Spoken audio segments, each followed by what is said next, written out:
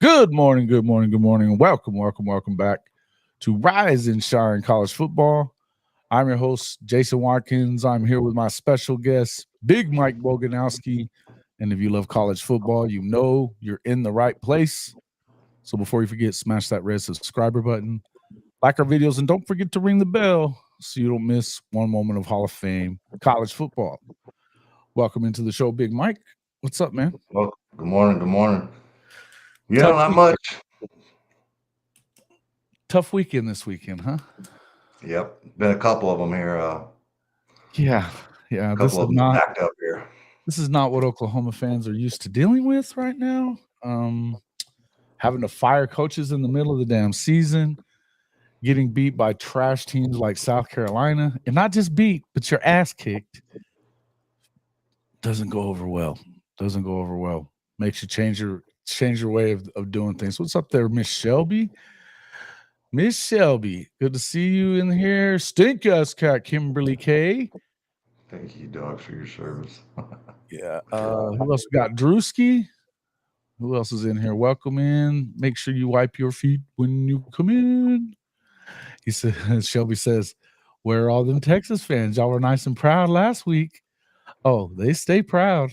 Bullshitters. We'll talk a little bit about that too. It's definitely on the list of things to talk about this morning. That defeat by the number one Texas Longhorns. They've been pounding that fucking chest all year. Clowns. Yeah. Got that ass kicked, man. And then Kirby got everybody all stirred up with what he said after the game, of course, you know. Dude, that was wild. That was a wild game, man. It was a wild game. I'm sure we'll get into it. I don't want to go in it too early, but we'll talk plenty about it, man. There's plenty to say. Where were all the Dogs fans Saturday night? What do you mean? Yeah. Collins McDaniel, can't lie, sucks being a Sooners fan living in Georgia, but I'm going to ride till the engine blows. Well, it's kind of blown, but we're glad you're still with us there, Collins. Yeah. Good to see that you're still with us. Hey, listen. Well, I mean, obviously 35-9 loss to, again, it's South Carolina, man. I know they're a little bit better. You know, they beat Kentucky. Kentucky's a freaking dumpster fire too. So it doesn't make you feel any better. And it's a second straight home loss, probably one of the worst home losses in Oklahoma history. Not only does it get Seth Littrell, and I think I don't want to say finally fired because we did kind of call for that on this show or whatever, but it's not something you want to see. You know, it's not something you want to see where it even has to happen. But here's the thing. When you are Oklahoma, man, there are certain standards that you must live up to. And that's just all there is to it. You know what I mean? Yeah. There's no two ways around it, really. Yeah, you can't be in the bottom in every offensive statistical category and expect to keep your job. Like that. Yeah, 129th in total offense, 107th in scoring offense. Oklahoma scores. I mean, shit. All I said the whole year leading up, the whole year leading up to the season was that the last thing I was going to worry about was Oklahoma on offense. Yeah, that didn't age well. That's crazy, isn't it? It's crazy. I mean, it didn't age well, but I'll tell you, At what point have I ever had to worry about that Dude, shit? I was right You there know? with you, man. I was right there with you. Like I can't. I just that was the last thing I ever thought of that the Oklahoma offense would be this inept. Like I just never. I couldn't even fathom it. They've been great at offense for so long and Mhm. prolific, and the Heisman trophies. You know what I mean? Like you just like you took it for granted, man, and it's crazy. I can't even. It's there's so many issues like you can't even put it on one, and you can't even put it on Coach Littrell. Um, he obviously shoulders some of the blame, and being the head coach or the offensive coordinator for one of the worst Well, offenses in the nation is going to get you fired. But there's so many issues. there's a lot of issues, Big Mike, but there's no excuse for lining up tight ends one-on-one Yep, against defensive ends like what they have. If South Carolina has anything, it's defensively on the yep, edges.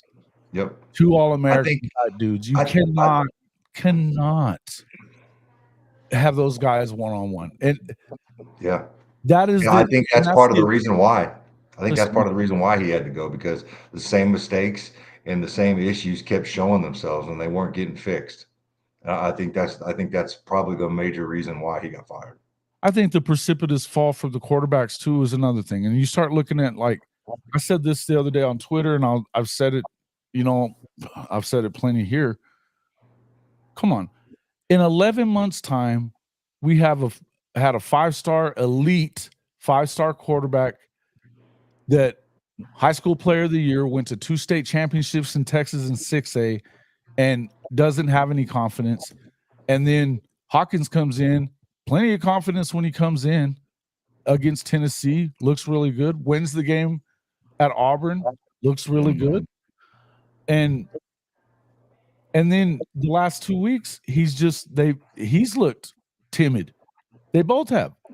And it Yeah. just to me, that's not what you can't have it. And so there's a lot of things that were going on. The play calling to me was just bad. I mean, we talked about it. Yeah. We talked about it at the game when I saw you at the Cotton Bowl.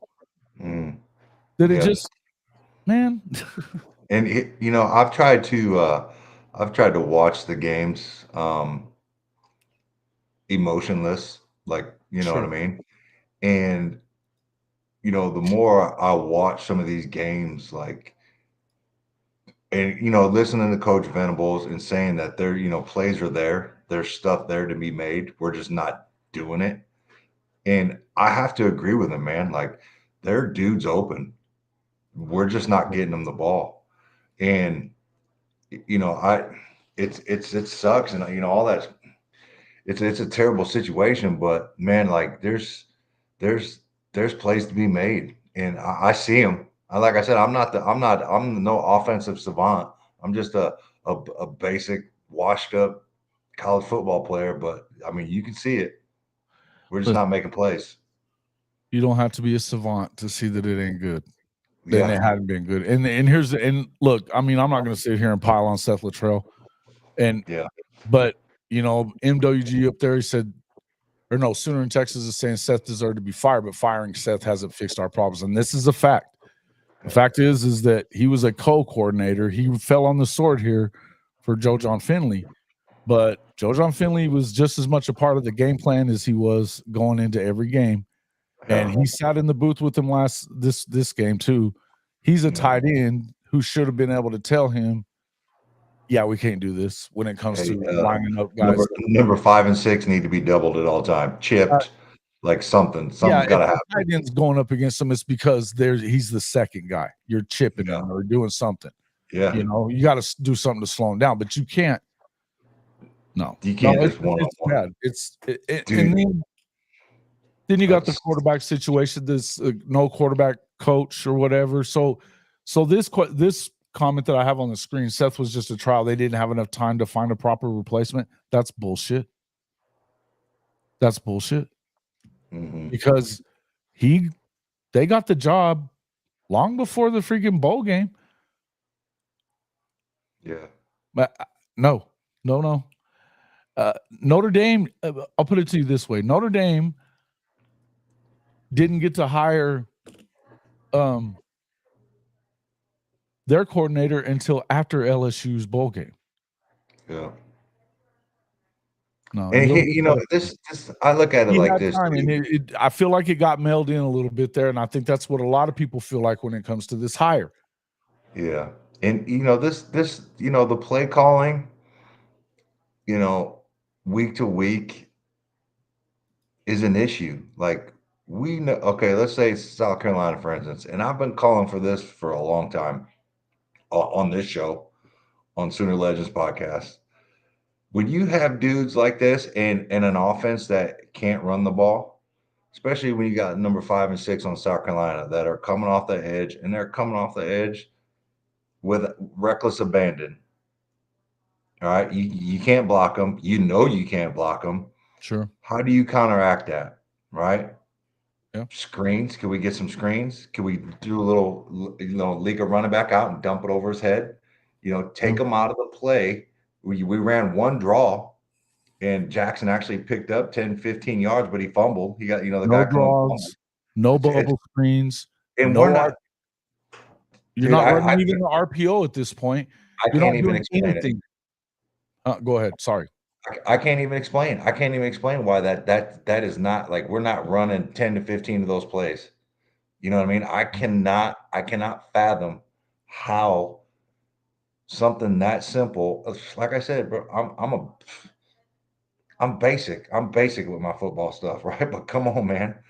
I don't know, man. The frustration level is at an all-time high. Again, first off, you play Division I football, so don't give me that shit. You know what it is, and you know enough. It doesn't matter. You're a football guy.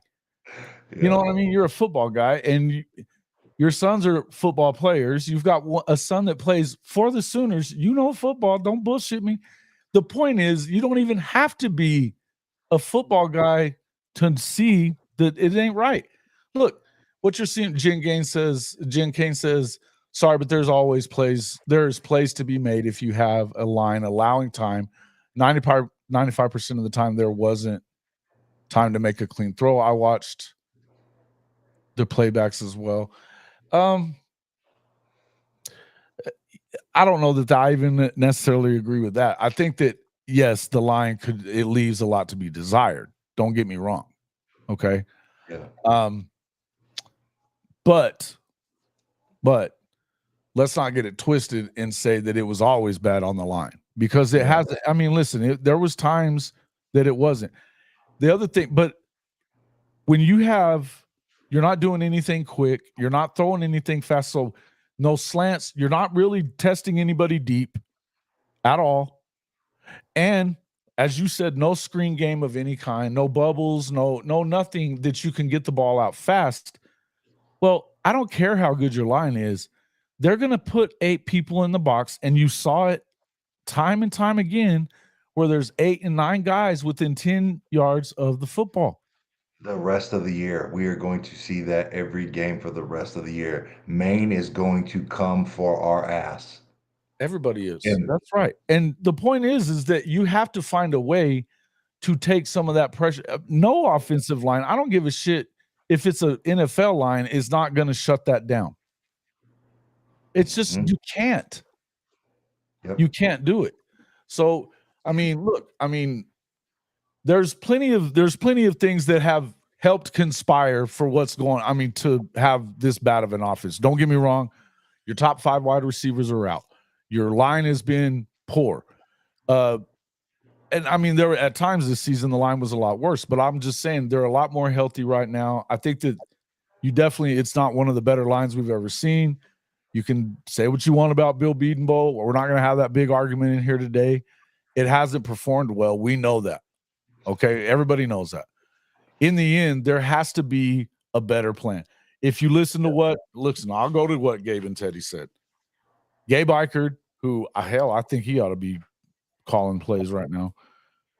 He said it's at least help him with the game plan. At least. Yeah, look, he even said there's no other way to say it. It's a bad plan. Yeah. You have bad plan, bad execution, bad ball security.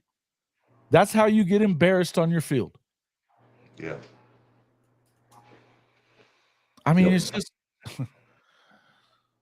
And yes, Ryman, he was the OC in waiting the moment he joined as an analyst. And that's the thing, is that for the people that said he wasn't qualified, that's not it.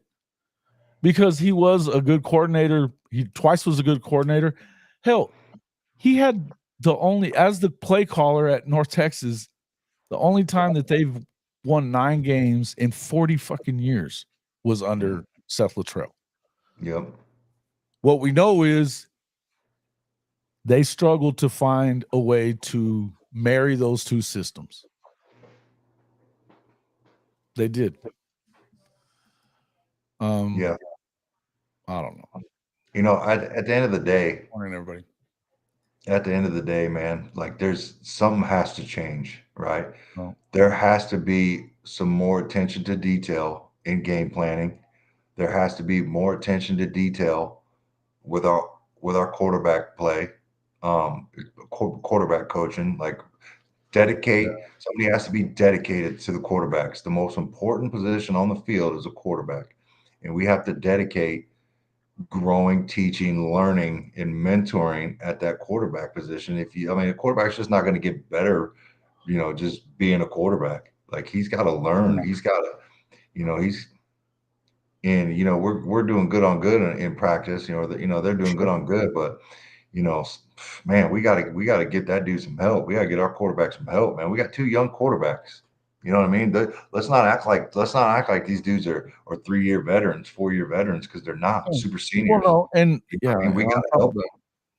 Hey, man, nothing's like the SEC either. No, yeah, like we're throwing these dudes into the fire, dude. Like I just without an actual quarterback coach, and that's the thing, is he's the one thing that Seth had never done is coach quarterbacks. Yeah, and the thing is that obviously you have Kevin Johns moves to quarterback coach from his analyst position. He was formerly the offensive coordinator at Duke under Elko. They didn't retain him, and Elko didn't take him with them. But I would tell you this, how he became just an analyst here is surprising to me, because in view of the fact of the work that he did with Riley Leonard while at Duke. Riley Leonard ends up going and getting a big deal to go to Notre Dame. He struggled a little bit at the start of the year. I would venture to say it was learning a new system. Plus, he was injured for part of the year. So this is a guy that's called plays before, done it well. But I guess the only thing I would ask is, I got a question on this dude, right? Go ahead. Yeah.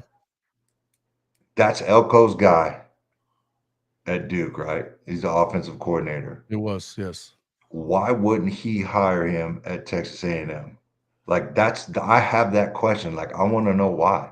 If he, you know what I mean? Like, well, what's the issue? Why wouldn't you hire him? Why would you go to Kansas State and get Klein when you got your guy and you're bringing him over? Why wouldn't he take him? I just want to know why. Like, is there an issue? I got questions. I think generally speaking, I mean, I got questions too. I think that's a great question, by the way. And I don't know that I have the answer. I would tell you that Colin Klein has been one of the up and coming coordinators in the country. Yeah. Right. A lot of people like him, and because they run a different kind of, and I think that they run that run system that I don't really think that that's what Klein was before working with Elko. Maybe they just did. Hey, listen, maybe they didn't run the same type of offense that he thought would work. I don't know exactly. It's a good question to ask. But what I would tell you is I think that he did a good job. Why didn't anybody else snatch him up? Why didn't anybody else snatch him up at OC? Well, you know what I mean? It's a 2-part question. I guess my question would, maybe he thought he was going to be the head coach. I don't know if he put his name in for that head coaching position or what. Maybe he did. And then whenever he didn't get it, that could be the answer to all of it. He didn't get the job because they gave it to Manny Diaz. Manny Diaz, I don't know why you wouldn't keep him on unless he was applied for the same job as you. Yeah.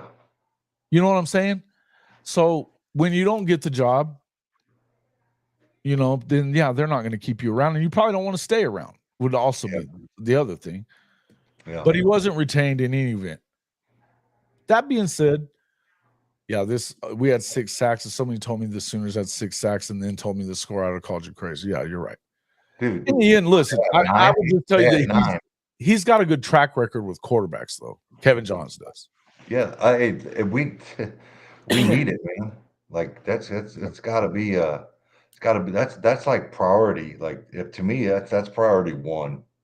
You know what I mean? Like that's priority one in the scheme of things is quarterback coaching and getting our quarterbacks on time and seeing the field and reads and getting the ball out in anticipation. You know what I mean? Not waiting till the dude's open.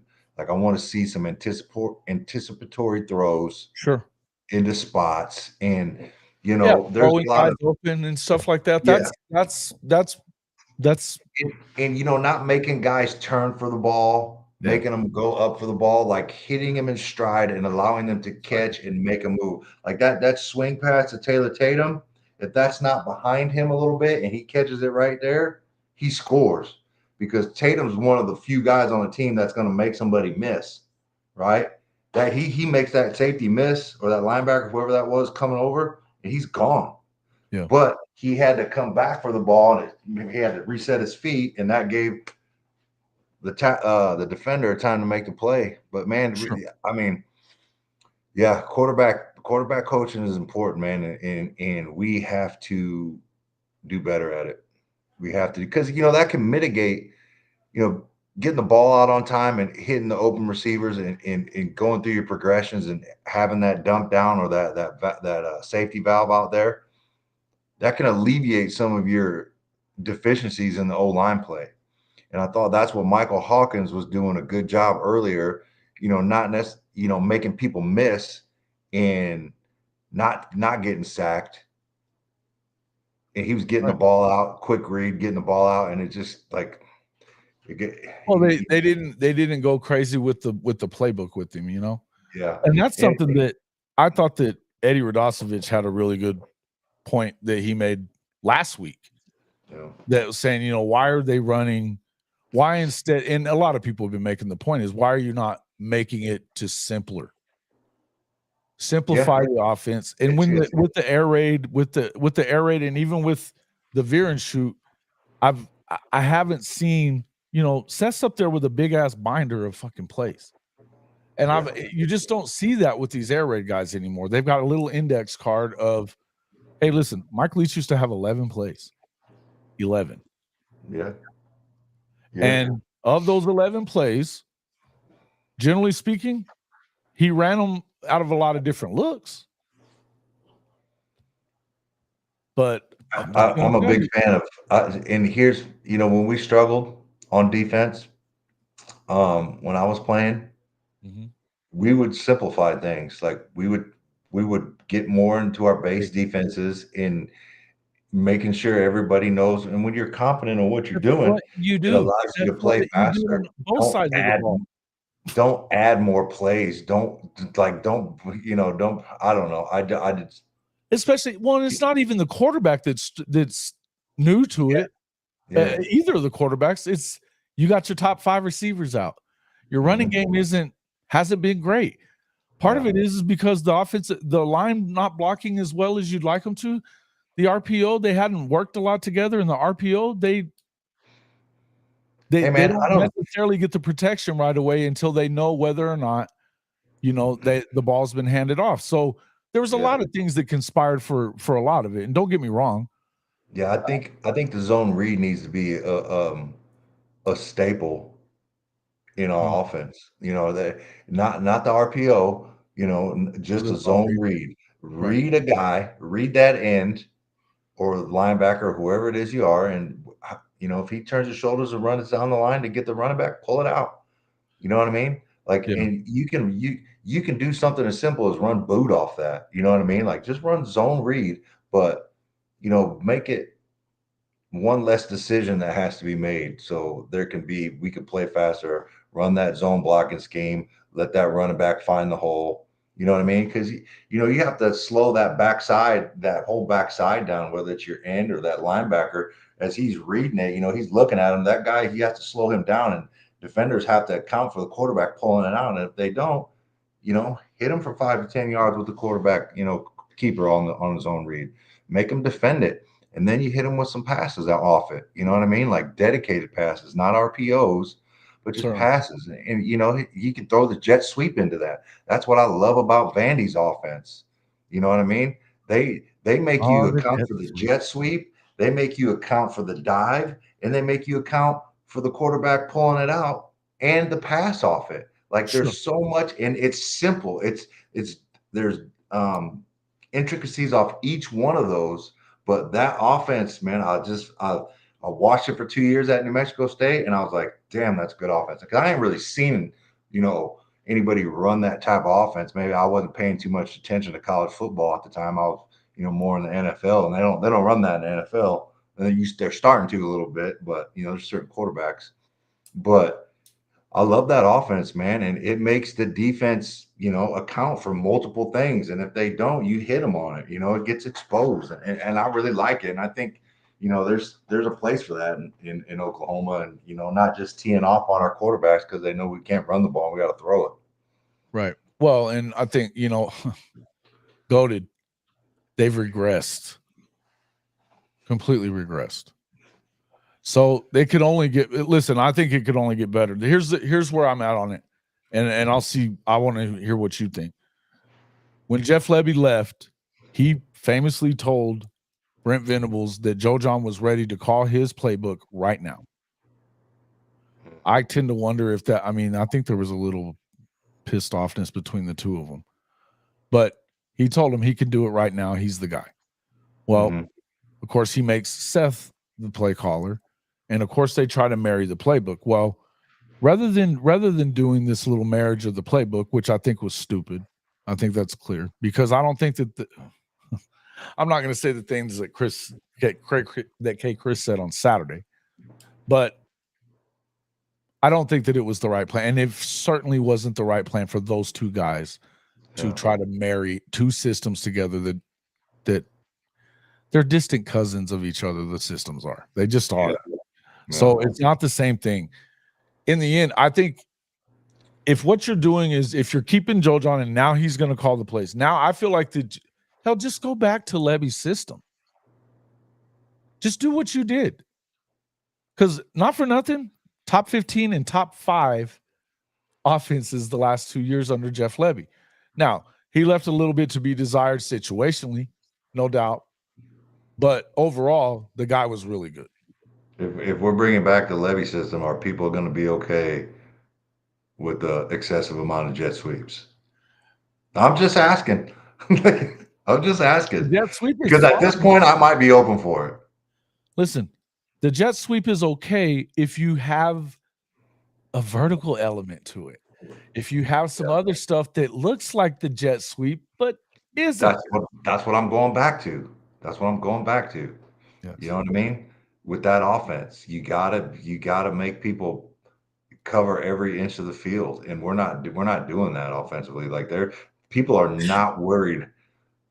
Defenses are not worried about us throwing the ball on them. They're not worried. And we gotta make them pay somehow, some way. We gotta make them pay. No doubt, and you do. You're gonna have to find a way. The thing is you. This is a tough weekend to have this happen to you. You're going to Ole Miss. They're pissed off from losing. I mean, they've got 2 weeks. They've had 2 weeks to prepare for this. Hopefully, they prepare about as bad as we did for Texas. How about that? That's what I'm hoping. I hope so. I hope maybe they fell apart when they lost that second game, and they're all just coming apart. I mean, because otherwise, I don't know. It could if they don't play better offensively, they're going to get beat by 60. So. We got to do what we do to jump on them and make them, we got to come up, we got to start fast against them, and hopefully they do crumble, with a bunch of those dudes that are paid for and bought and, not program, not in the program for, I think that could fracture quickly if we jump on them. Maybe start like South Carolina did against us. Well, you have to, and here's the thing. I mean, look, I know everybody's upset, but I'm gonna kind of echo what I heard on Teddy and Gabe's show yesterday. Back off of Danny Stutsman. Relax. Yeah, man. Yeah, listen, everybody at the time that he was asked the question, he was not. I mean, should he have probably said that? Probably not. But you know what? You stick a fucking microphone in one of these kids' faces right after a football game, they just got the shit kicked out of them. Sometimes they're going to say what they're going to say. But without Danny Stutsman, what are you on defense? Now, don't get me wrong. They're really good everywhere. But he came back for this. Yeah. He came back for this shit show. And that's the only time that anybody has heard him do anything but be a great team guy. Back off of Danny. Sooner fans. Easy. Come on. The guy is the ultimate Sooner. So it's not the right way to go about it. And if I really don't have a problem. But take up for his own fucking teammates and himself. Yeah. I don't really have it. And a lot of people are getting all emotional about what he said. Like at the end of the day, that you weren't a fan anyway. If you can't be a fan of us right now when we're going through the shit. I mean, I really, I don't know, man. I don't know if I see any lies in that. Like, you know what I mean? Like if I don't know. I mean, I guess he could have just handled it and said, we got to play better. You know what I mean? But yeah, and he should have He should have said he's super emotional, but I mean, he always says the right thing. He kept it real. He always says the right thing though. And this time it's right after a damn game that he says what he says. Hell, I even saw former Sooners jumping on his ass about. I'm like, bro, come on now.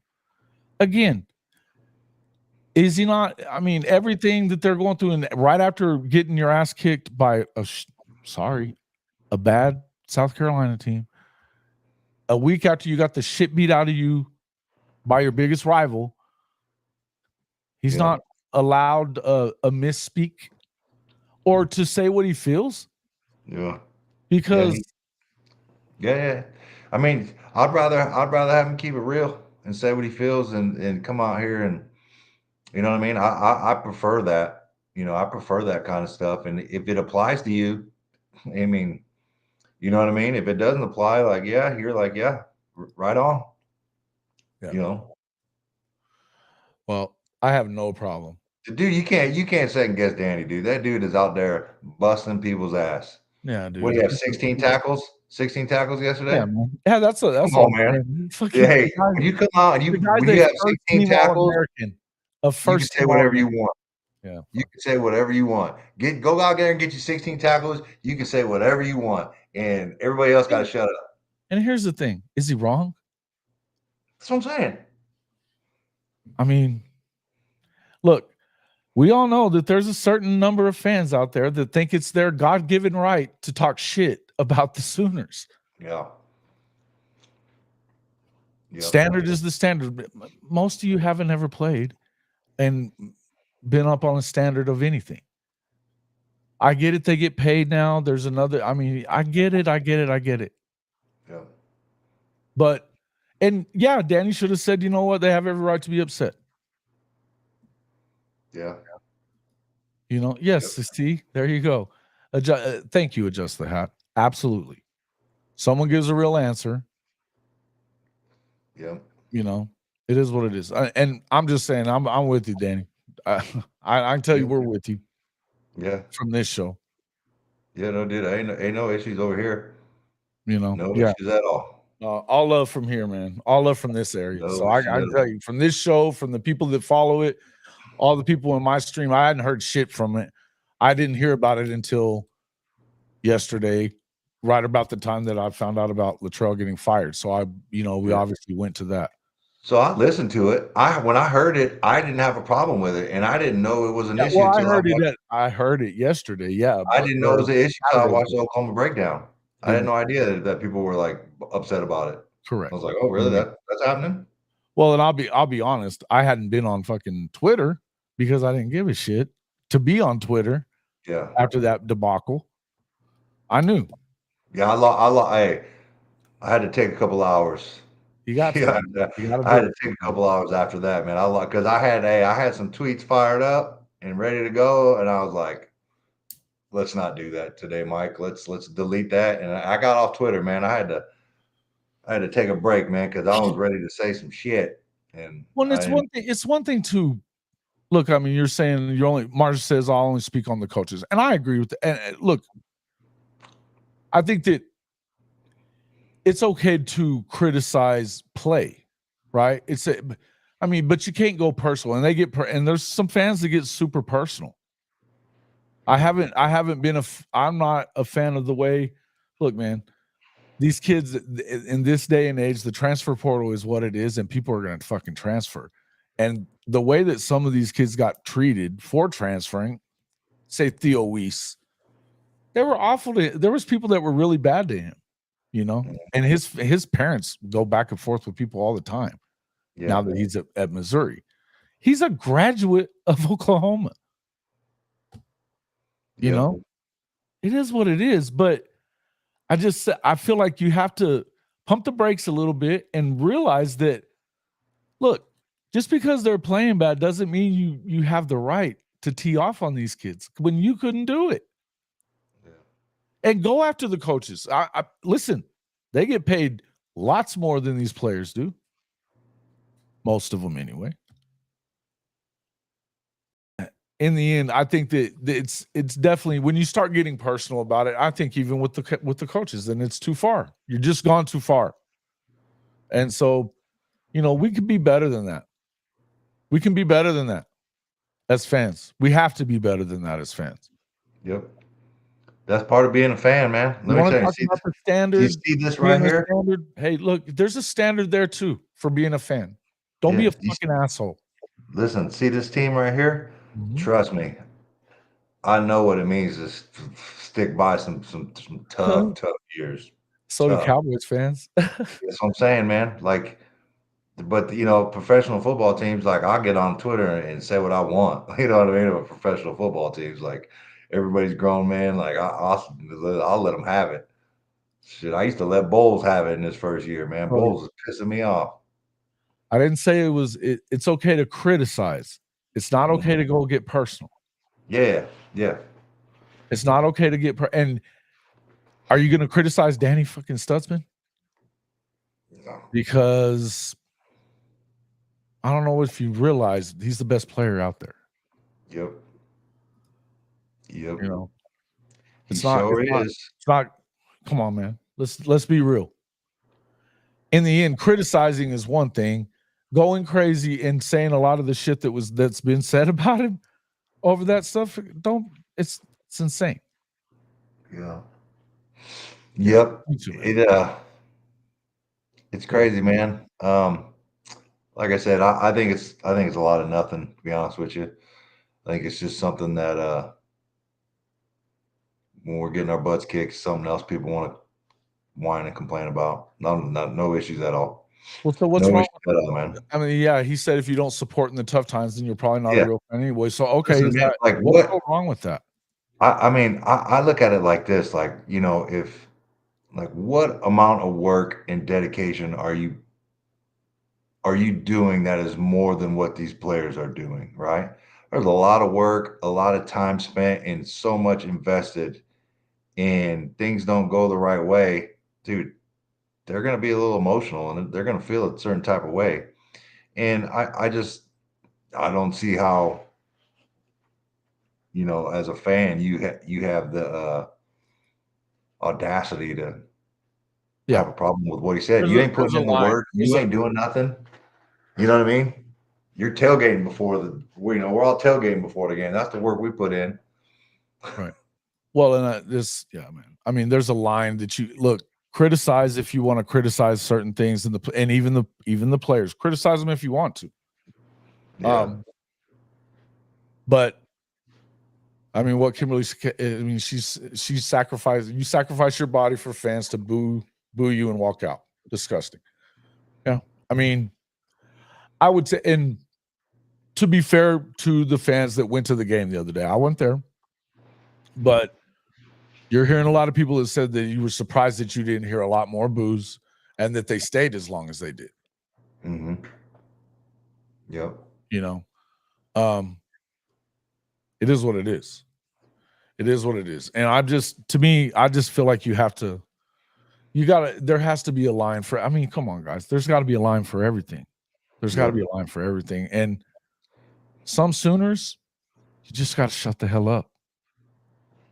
Some Sooners are above you criticizing them, and Danny would be one of them. We're all facing adversity right now. How do you handle it? How are you handling it? Right? Yeah. And I tend to doubt that he gives a shit what the fans have said about what he said, because you know what, I hope he doesn't anyway. Because to hope, you know. Yep. What about I'm trying to turn the page into some positives. Yeah, let's do that. Or at least let's talk shit about somebody else. What oh yeah, we can do that. There's a lot of shit talking. Go ahead with where you were going. Go ahead. I want to talk about my guy, number 88, walk on, Jacob Jordan. Jacob Jordan, baby. Dude, where in the hell has he been? And he needed to be on scholarship yesterday. You know what I mean? Like, that dude, shit, man. Holy, and I'm like, why hasn't this dude, like, you go out there and you see that and you're like, we've been not getting separation. We can't get open. Like, what? It doesn't add up to me, bro. Like, that dude, insert him in your starting lineup immediately. Mm-hmm. Immediately. And dude, come on, man. He made somebody miss. Bro. He hit that dude on the sideline with a little hezzy and made him look stupid. And that was the only time I got excited in the game. I jumped out of my seat. And my youngest son, Cameron, was like, what happened? And I'm like, you not see that? I'm like, amazing. Dude. Get him he's a starter just based off that right there. He shook a dude, made him look dumb. Starter immediately. Mm-hmm. Immediately. Mm-hmm. Loved it. Marcus, what's up, my man? Thanks for yeah, he spoke for the team. Absolutely. Why haven't they noticed him before Saturday? I don't know, guys. I mean, yeah, they probably should have had him in at times, right? I would tell you, athletically speaking, we know why. But he's got a hell of a football IQ, and he made plays, and that's what you're looking for. I'm gonna tell you something. My boy Travis Davidson tweeted this out, and I haven't laughed this hard in a long time. And it was something to the degree is the best part of the whiteout on Saturday was Jacob Jordan. Hey, dude, that was so funny, man. I couldn't stop laughing at that, man. I was looking at that thing going, hilarious, by the way. Dude, that was epic.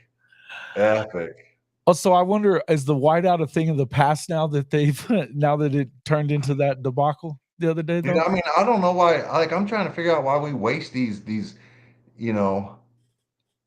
like, we had to stripe the stadium against Tulane. We should have saved that for Tennessee. Maybe a whiteout, on a big game. I don't know, man. I just feel like there's those are things for prime time, right? Yeah. I don't know. I mean, Penn State doesn't do whiteout on just any old game, do they? No. Yeah. Yeah, I think that they're not doing it right for sure. Yeah. Not doing it. Yeah. Look, let's do whiteouts when we're undefeated. Yeah. Like, we gotta stop. We gotta stop with just let people come with what they want. Yeah, we converted a DB before trying him, though. You're not wrong. Listen, we said the same thing. I've been saying the same thing about Ivan Carrion too. Now, he got in the game a little bit the other day. I was glad to see that. I want to see him in there more. But I agree. Yeah. I did see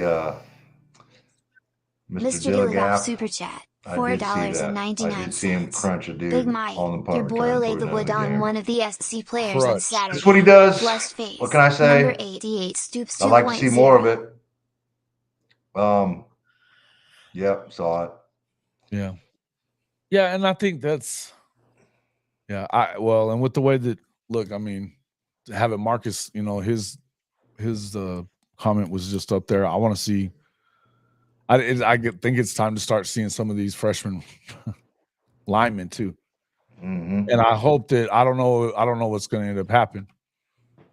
I think you have to start planning, right? Yeah, you have to start rotating. Definitely. I hope that know, they're going to take Isaiah to Ole Miss, though. I mean, it's 40 minutes from his home. I hope that he's going to be on that travel roster because he hasn't been. I would like to think so, and I like to think that our coaching staff is thinking about that from a recruiting aspect as well. I think so too.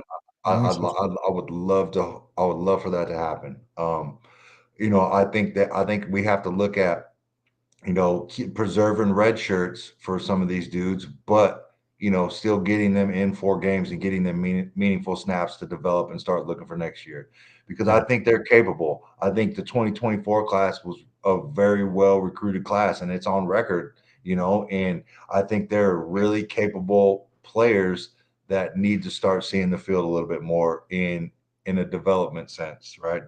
Developmental sense.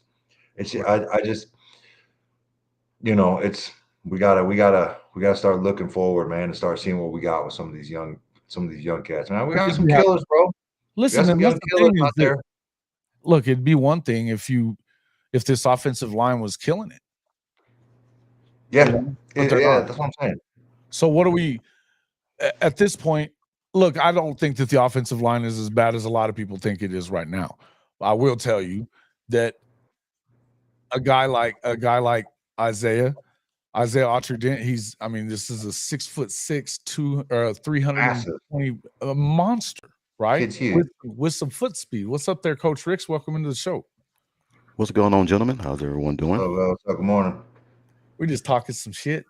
We're just I had to get my 2 cents in about Danny Stutsman and what was said, but I do want to tell everybody thank you. I just paid attention to my own little streamer at the bottom. I did want to tell everybody in the chat and everybody who's shared the program with people around, thank you very much. We finally hit 4,000 subscribers last night. There we go. That's a big day for us. That's huge for us, and I want to thank everybody for all the views that we've got as well. It's been good, man. Been really good. Hey, Jason. Yes, sir. I was like, Big Mike, who in the hell is 88? Yeah. No, I knew him. All work, bro. I didn't even know he was on the damn team. I knew about him. Right. I seen him. I met him. My wife and his mom were talking on move-in day in last January. Like I was tracking, but I didn't know he was like that. You know what I mean? It makes you wonder how they are evaluating this talent, because you got guys like that on the bench. I just don't understand it. I mean, if everything's going disarray, get those guys out there, man, that might start a spark or something, or do something different. Because when he got out there, man, he was making guys miss, and I was like, damn, where this been all season? Mm-hmm. So, yeah, I was like that Leonardo DiCaprio meme, like on his couch, like pointing, like that's. I was like, that's it. That's it. We need more of that. Yeah, man. Mm-hmm. It's unfortunate that the season is going the way it's going, but I think in the overall totality of this thing, man, it's going to get better. That old saying, it gets worse before it gets better, and I'm hoping that. But we have too much talent, man, to be playing this way. We have too much talent, and talent is on the bench as well to be playing this way. No doubt. Yeah. And Big Mike, not to be saying it because you don't hear, man, your damn son a stud, dude. Your son a stud. Yeah. He come with bad intentions whenever he hits somebody. He come with bad intentions. Yeah. Where's Shelby at? I knew it was coming. Here we go. Yeah. Yeah. He been that way, man. Like he been that way. He's always been a run through your face type of kid, and I don't know how he got that way or why he is that way, but he's always been that way. Does that scare you as a parent? It amazes me. Does that scare It you really as a does. parent, knowing that he goes full throttle and it is what it is, and I'm going to try to hurt you? Yeah. Yeah. I mean, I don't know if I say like I've always supported it. Like, don't get me wrong. Like, maybe that's probably what it was. Like when he was doing that in kindergarten and first grade, you know what I mean? He probably saw my reaction and probably like, well, that's how I got to play. You know, I wish I could get my other two to be like that. You know what I mean? Like, I can't. You know, my youngest one, Cameron, he's 70 pounds, dripping wet, but he's got the intent. He just ain't got it behind him yet. You know, he doesn't have The enough weight behind him. Yeah, he done. In my middle one, you know, he's starting to put it together. And I mean, but yeah, Mike's always just been ridiculous, like aggressive and physical. And you know, That's what's up. I don't know. I don't know what I did, to be honest with you. I think I just got lucky. Some people always ask me, "What'd you do? What camps did you send them to do?" I'm like, "Bro, I didn't do nothing. I didn't do nothing. I just coached them. You know, told them watch film and you know showed them how to take inside out angles and run through the ball carrier. And I mean, maybe that's all it is. I don't know." Benji, did you really just say that shit? Man, Benji's been on that. He's been on that stuff the last few days. He said, real Mexicans support Texas. He's talking shit about the Vandy quarterback. Well, what about the fans that he's was from New throwing stuff on the Mexico, field? bro. He's from New Mexico. He don't give a shit about Texas. Yeah. Give a damn. Hey, did you see that Texas got fined for throwing stuff on the field? I did. We were going to bring that up. We're going to bring Yeah. that up. Matter of fact, though, where's Legend? Have you guys seen Legend? I ain't seen him on here. Have you? No. I haven't either. Okay. Well, I'm gonna send him that again real quick. But yeah, let's talk about that a little bit. Terrible. Like that's terrible. I mean, there's so many terrible aspects to what happened at that, right? Yeah. Like, first of all, a terrible pass interference call, right? Yeah. Terrible pass interference call. Yeah, it was. And then let's talk about how terrible that whole pass student interference section. call? I Dude, guess that they were wasn't hand pass fighting. interference. That wasn't pass No. interference. They He both pulled him were. off the route. He got him off the route. Dude, he had the defender has the right to the position though. That's true. You know what I mean? He don't have to ole and let him run by him. He can stand his ground. You know what I mean? But that's not what he did. I didn't think. I thought That's what he did. The contact was initiated by the receiver, in my opinion. Well, here's the one thing I would say about it though, is that if you make the call, you can't. Now they can obviously change the call. They don't have That's to. the other terrible aspect of it, right there. What? Changing the call. If you're gonna make the call, stick with it. Yeah, you don't do that. And then it didn't look good when you changed the fucking call after those assholes were throwing everything onto the damn field. Terrible aspect number 3. You set a new precedent, bro. Yeah. You set a new precedent. Oh, I'm gonna whine about this and throw stuff on the field, and they changed it. You're about to see more of that. Either way, I mean, I don't care which way the damn call went. That's not what I'm saying. But you can't change it. You can't. Has that ever happened? Yeah, look. Shelby says that was pass interference. Fair enough. Man, look, if you go back and watch that play, they both are physical with each other the whole way down the field. And let's not get crazy here and worry about the fucking call. Yeah. The fact is the call itself was made. Georgia fans are gonna say what they say about it. People are gonna say what they say. It's not even about the call, right? Yeah. What it is that you can change the call when you huddle up, which is what happened. But the truth is, it made it look like it's like, okay, now we're scared of these damn fans. Yep. Right? If the fans didn't throw shit on the field, right? If they didn't litter the field, do you think they huddled up and changed the call? No. I don't Georgia would have been ready. They were ready to go. Yeah. No, they were going to get on the ball and fucking go. Yeah. You know, so that's a bad look. Also, that's a bad look. And then, as I said, it's just bad all the way around. But then, of course, Kirby, you know, then they, you know, tried to rob us there at the end. You know, they loved every minute of it. Oh yeah, I love that part. I love every minute of that. I love it too. Hey, you know what? This is what I do love about the league. He said, "Your network." People don't give ESPN a trying fuck. to Coaches don't give a fuck. Fans don't give a fuck. None of them. They don't care. Yeah. They just made it look bad. Just made it Hey, look real the bad. next person that brings up Lincoln Riley as a fucking offensive coordinator on this show gets booted. Mods, do you understand? He'll never come back. Never. Never. Wow. No, fuck no. Okay? Don't bring it up on this show. You will get booted. Boot him. We ain't Man, doing look, that shit. We ain't doing it. he's gonna already test you. doing. Watch. You're gonna test you. Watch. You're gonna. That's all right. They can get kicked. I don't just say shit to say it. They should have penalized. Okay, so there's another. They should have penalized Texas for throwing bottles on the field. Most times they do. Oh, shoot. Most times they get with the coach They and they should. penalize you because think about that. So I mean, it didn't, but someone could have got hurt. Someone could have got hit in the head. Somebody, I mean, you know, Lord forbid, a ref or somebody got hit. But the way it looked, man, the way the coach got to come out on the field and tell you to stop throwing stuff, and you still throwing stuff. It's just a bad look. Just a bad look. Yeah, that one shit.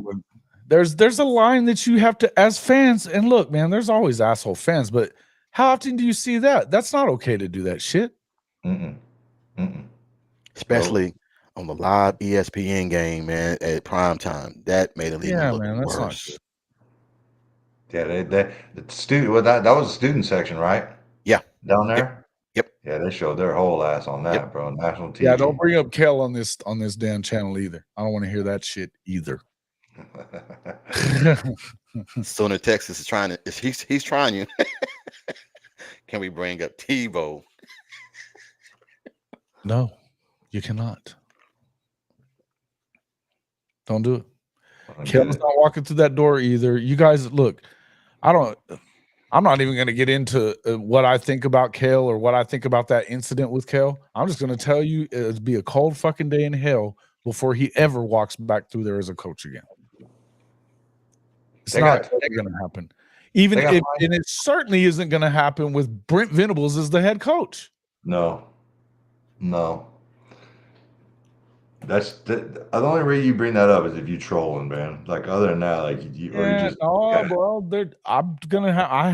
I regret to inform you that there are a great number of Oklahoma fans that really believe that he should be there and be the head and be the. You can't, man. I hate to say that, but as a coach and as a parent, no way. It would be no way. They would negative recruit the shit out of you. Yeah. First off, every coach that is recruiting against you is going to bring that up. Yeah. Every parent is going to question why you're letting your child go there if this is what's going on. It's just too much, man. You don't need that negative insight before you make a decision like that. So there's no way that he's going to come back. All right, well, let's talk about, since everybody's still on this, before we get to the rest of the Texas stuff, and I will just say that I thought that was fucking great. And also, the last part I'll tell, we can just finish this part up. The one thing I'll say about this Texas game is that I've seen it, I saw it on Twitter, and I don't know that it's for sure real because it came from Barstool. But apparently, the kids in the student section got text messages that said you now no longer have a ticket to games, right? Oh, really? Yeah. Professor, the LC could be Billy, and then he's going to bring DJ Lagway with him. Wow. Professor, I'm just fucking with Professor because he's a Florida fan. I was thinking Billy Napier, and then, DJ Lagway, whenever he leaves school in the transfer portal, he'll be an Oklahoma Sooner next year. Wow.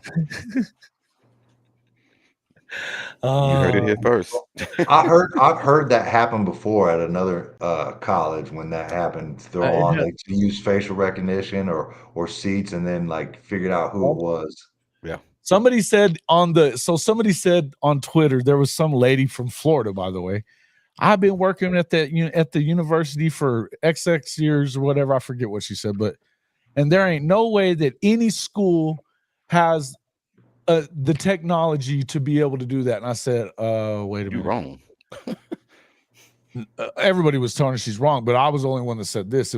I said, not for nothing, but the NCAA tracked and took video and photos, crystal clear video and photos of fans in the stands taking video of the sidelines of future Michigan opponents a few years ago. Yeah. Bro, they're out there filming them games in 4K. Yes.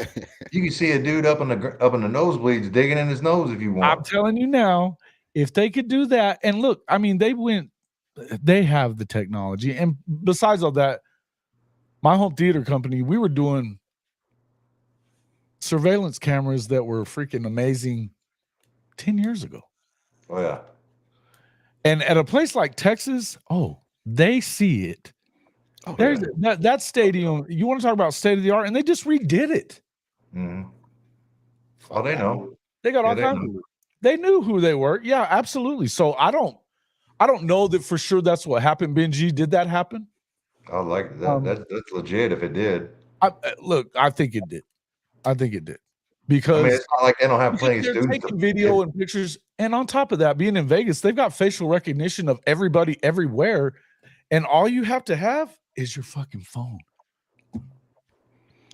Jason, you know how you can track that?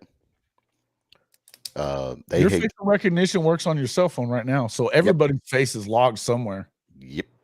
Here's the thing: when you go into a stadium, of course, you have cameras everywhere, pointing in all different directions. So you might have a relay on one camera, a relay on another one, to where they can track it second by second all the way up to a play.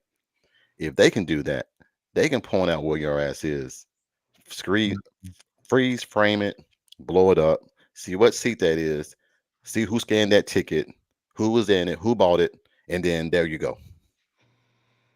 That's it. Yep. Yeah, it's not hard at all. No. If you really want to do the investigation, they're going to find out. That's just volume. You know what I mean? Like that's just there's a lot of you're doing a lot of tracking on students, man, because there's a lot of shit on the field. Yeah. Right. So listen, I mean, but they guaranteed they had it, and Benji said, yeah, they actually did happen. I was going to look it up and see if I'm sure it's on the news and all that stuff. I didn't really have time. I just saw it before. Is going to get replaced, or do you retain some of them? All right, we're going to talk a little bit more about that. I guess everybody's still wanting to talk about that. All right, the offensive staff is going to be up to the new offensive coordinator, whoever that may be. Because I'll tell you this, the last thing I don't feel like we have to talk too damn much about this anymore, but I'll just say this part. You have to. Brent Venables' future relies upon the hire that he makes here. Yeah. Because fair or not fair, everybody thinks he mailed in the last one. Yeah. Students have to swipe IDs to get in. No tickets. Right. Everybody does that. Everybody has to swipe it. Well, either that or you got to on your phone app, so they know who the fuck you are. Because you can't even, most tickets, you can't even get a paper ticket anymore, can you? I don't even know if you can get them. No. Everything's on your phone. Everything's on your phone. Yeah. Anyway. The Daily Texan says they got fined $250K from the SEC, and some students may have their big ticket revoked for the remainder of the year. Yes, correct. That's one thing about the SEC, or should I say, Mr. Sankey. He don't play.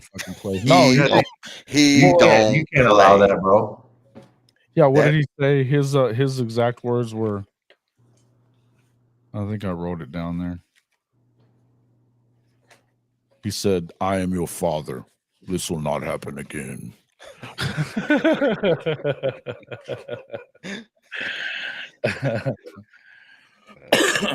Oh, Daddy Sankey. It's a shame that is the only thing that we can remember about that game is that negative turnout of the game. You want to know what I remember? Is those Georgia defensive ends getting after Quinn Ewers and Arch Manning's ass. Oh, Bro, damn. them dudes are, whew, Yeah. whew, them two. They had a dudes. long day. They had a long Wow. day. They would I get was hit. impressed. I was impressed. Yeah. Those guys are monsters, man. That make quarterback have nightmares of going up against Georgia. We see that shit coming, bro. People faking injuries. That shit was crazy. Them dudes. Yeah. I don't see how you that big and bend and move like that, man.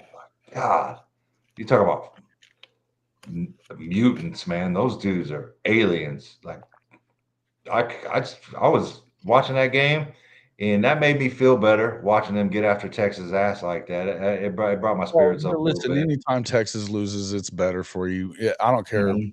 how good a day you've had; it got better. Yeah, And it definitely improved. yeah. It definitely Those improved that dudes, day. I enjoyed it. them two dudes. That was 11 and 13. Number 11 and 13. Man, Oh, number 11 was killing. man. Knew who he was, but he was behind. He was in that backfield all night. Hey, goated, I had to say it, dude. How many times in a row you were going to talk about D-Mac? I love D-Mac too, bro, but I had to bust your balls on that. He's Smitten. hilarious. Dude, He's hilarious. Damian Mackey is the guy. He is. I love him and Barry Show. They do a great job, and he does a great job of telling it like it is. And so I'm a fan as well. I was just giving you shit there, goated. Don't get upset. Just Yeah. Hey, Jason. Sorry, man. I got to jump off right quick. I got a conference call that I got to take. So I'll try to get back on. Big Mike, if I don't, man, hey, keep doing what you're doing, man. Your son's playing great, man. And just hang in there, man. It's going to get better. It's going to get better. Sure. For sure. All right, fellas. Y'all take care. I'll be right back. All right, my guy. See you. All right. I don't know what's up with Mike. I thought I sent this earlier, but I don't know. But I haven't seen him in the. Nah, I ain't seen him on. But he asked last night about it, so I okay. I thought I sent it earlier, but unless he didn't get it, but I just sent it again, so we'll see. Bloody Guns, what's up, my man Bob? F114, Big Rob. Oh, you goes 4-8. I hope that they can beat Maine. Well, how are they going 4-8 if they beat Maine? They're Big Rob. Are you coming in and talking shit? Don't do that. Don't do that. What do you think about the chances of making a bowl game? If they don't get better on offense, none. Yeah. Because I think you're still playing some of the toughest. I mean, I think you could. You need to beat fucking Mizzou first off. Yeah. Right.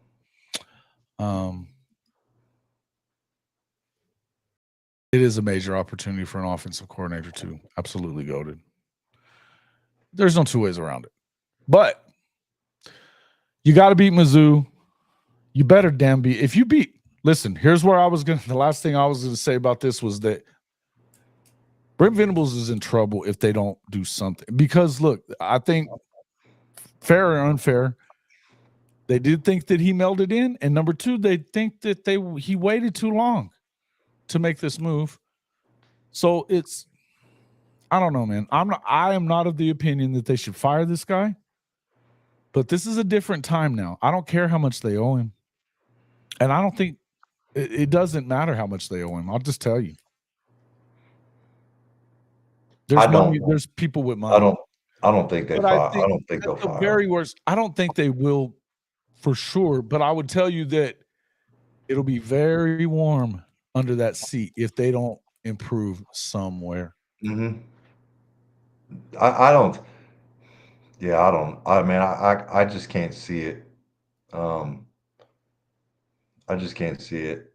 Now, maybe if next year is similar to this year, then I think the conversation is there, but not this year. But here's what you have to look at is that they had, again, I'm saying fair or unfair, and I'm telling you that I don't want them to fire Brent Venables, okay? Just so you understand this. Oh yeah, yeah. I'm a Brent Venables fan. I want him here. I think he is the guy for the job, and I think they need to give him the time to do it. Yeah. That being said, I'm not in charge of shit. I don't have the money that a lot of these boosters have, and if they feel like that they're getting behind, and they do, in the SEC, and already you're the quote. I mean, Gabe said it. He said he hated to say it, but laughing stock of the FCC, that is not going to last in Norman. It cannot. And to be fair, and to hey, listen, even Coach V said that they are not living up to the standard. I love him for being real and honest and feeling that way, but it is what it is here. And I think that there's a portion of people that didn't think he was the guy for the job to begin with. And so I think that there is a possibility. Now, what I'll tell you is I do believe that if you can go 7-5, you're good.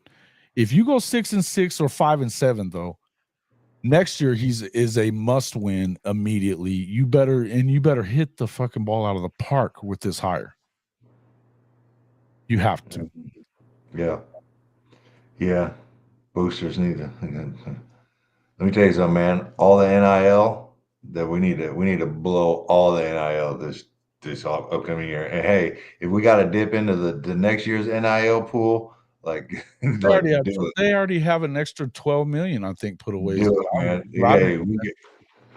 Hey, we need extra $12 million on top of the 20 that they probably already have earmarked. Yeah, like can we get an IOU on 2026? NIL. Like, we need to spend it all, man. Like, yeah, they're gonna. Well, at this point, what do you got to lose? I don't think that's an issue, to be quite honest with you.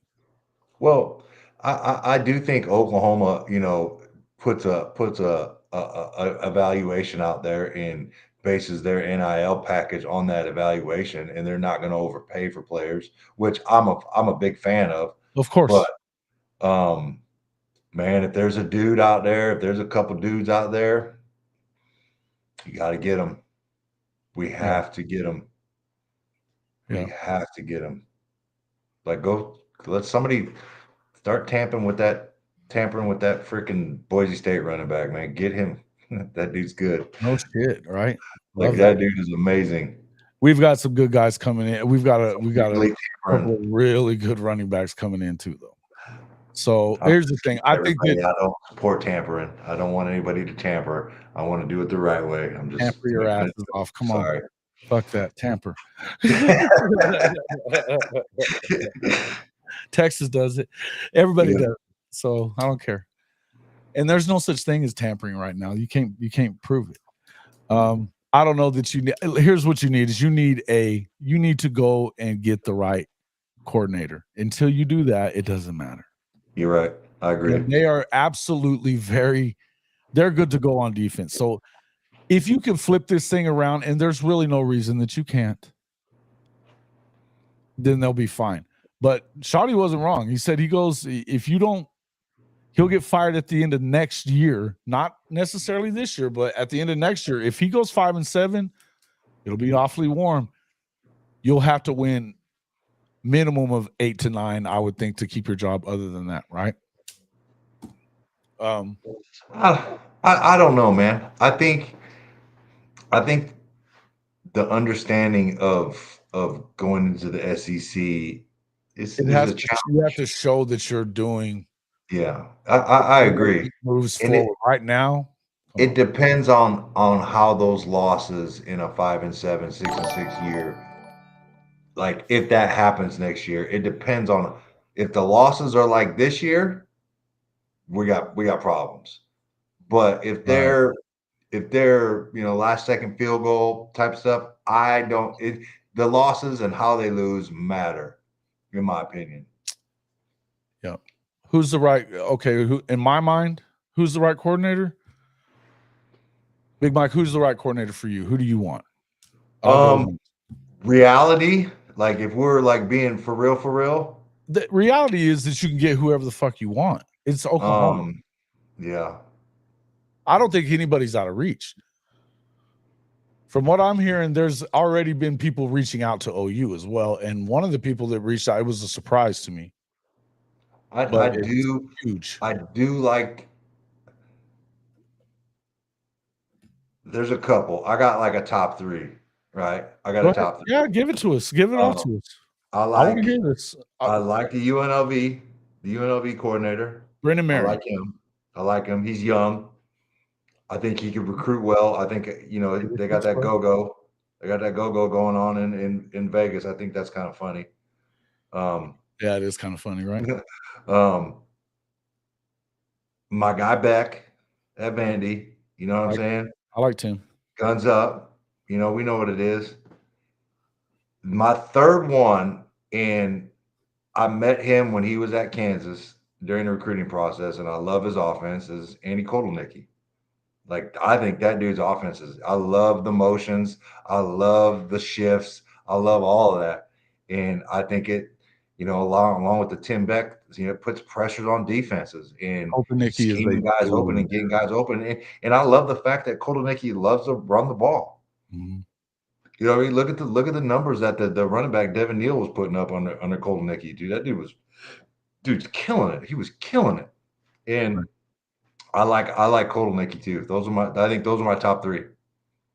Yeah. No, I'm a fan. What did you say 5 weeks ago, Rob Hill? Did I miss it? What were you saying?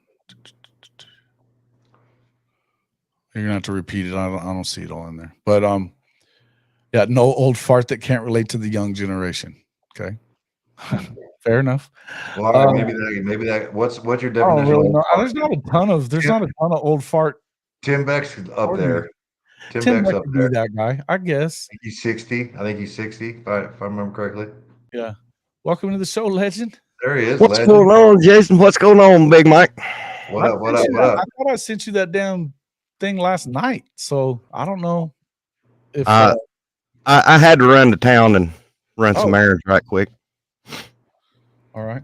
Like those 3, Tim Beck, Andy Kotelnicki, and Marion. Brennan Marion. And I think now, legend, correct me if I'm wrong, but Marion's your guy, right? That's who you want to? Yeah. Now, the thing that scares me about Marion is it's not his prowess as an OC, but what scares me about him is being a one and done all OC and taking a head coaching, because I don't think you can do that. I don't think you worry about that. Listen, and I don't think that you take. That's why I like Beck. I don't think we're worried about that. That's one I should have thrown that out there. My bad. Yeah, but I'll tell you this. And Utah's OC just stepped down, and he's very good. He's very good. Andy Ludwig, very good. Yeah, I forgot about him. You can give me your 3 though. Give me your 3 that you've been thinking. So, because I've got Big Mike's is Brennan Marion, Tim Beck, Kotelnicki from mine is Brennan Marion, Scott Frost from Nebraska, and Willie Corn.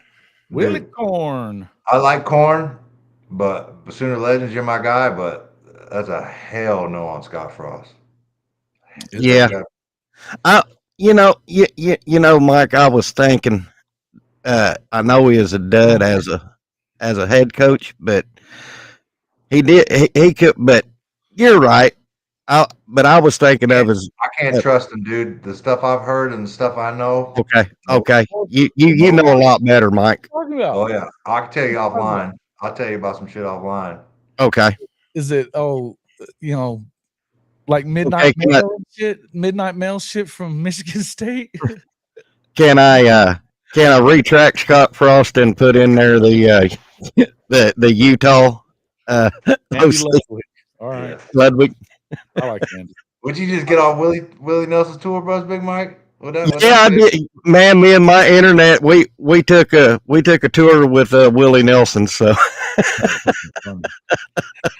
fucking funny. I like it. All right, Jason, come on, man. We didn't give our 3. What you got? Come on. No, man. Mine would be my first one. I said this last night. It would be our guy at Oregon, because Yeah, I forgot about him. Love this guy. And I also think that there's a chance that he might bring Rashad Sample with him as well. Right. So, and I think he's the best. I think he's the best coordinator in the country too. So that's just why. I do think that'd be my number one. Beck is in there somewhere. I don't know that he was way further up on my list last week, probably. Yeah. But Colton Nicky is 1A for me. I think you go get him because the dude is that guy, right? Yeah. Yeah. Yeah, I like that. I'm a big fan, dude. He's a good dude. We had a good time. Like, you know, Micah's a defensive player, but when we went on our trips, man, yeah, Colton, Nicky, and I, we really hit it off, man. He's a good dude. He is. He's a bro, man. And he didn't have to. I mean, he didn't have to mess with me. You know, my son's on defense. You know, he could be paying attention to his offensive recruits, but yeah, he's a hell of a guy, man. A good time with him. Well, and I think, you know, there's the guy is. Well, you look at what's happening at Kansas right now, and not for nothing, but their quarterback's been healthy all year, and that was the whole reason that everybody's saying that they weren't going to be able to win was, you know, because they felt like he was going to get hurt, right? Yeah, yeah. Mm-hmm. And it's not because of that, because he's not hurt, and they suck. Yeah, they're back to being Kansas. They've been having turnover problems, man. Yeah, turnover problems. Okay. Yeah, I mean, I've tuned into one of their games, and I'm pretty sure it was the UNLV game. They've been bad, though. The UNLV game. UNLV beat the shit out of them. Man, they won out the last second. UNLV squeaked one out. No, UNLV beat the shit out of Houston is who I was thinking about. They beat the shit out of Houston. Dude, Kansas had that game won. They stripped that quarterback and like it got kicked around like 4 or 5 times, and like 3 dudes from Kansas had a chance to like recover and they couldn't, and they get the ball and UNLV recovers it, drives down the field and kicks a field goal to win the game. It was crazy. Right. Well, and I mean, but what I was saying was that it hasn't gone well without him. Yeah, no, not at all. Not planned. What are they, 2-5 right now? Yeah. And I mean, and I'm a big fan of Lance Leipold, but and I know it's his offense that they ran or whatever. You know what I mean? But I would say that Colton Nicky has been, look at the turnaround at Penn State offensively. They hadn't been able to get it together for shit and they've changed coordinators a couple of times now. And you know,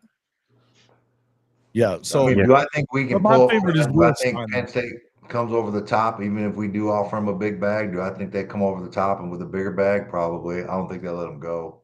You want to bet? I don't think that you could get outbid here. I don't think that you get outbid here. Do you?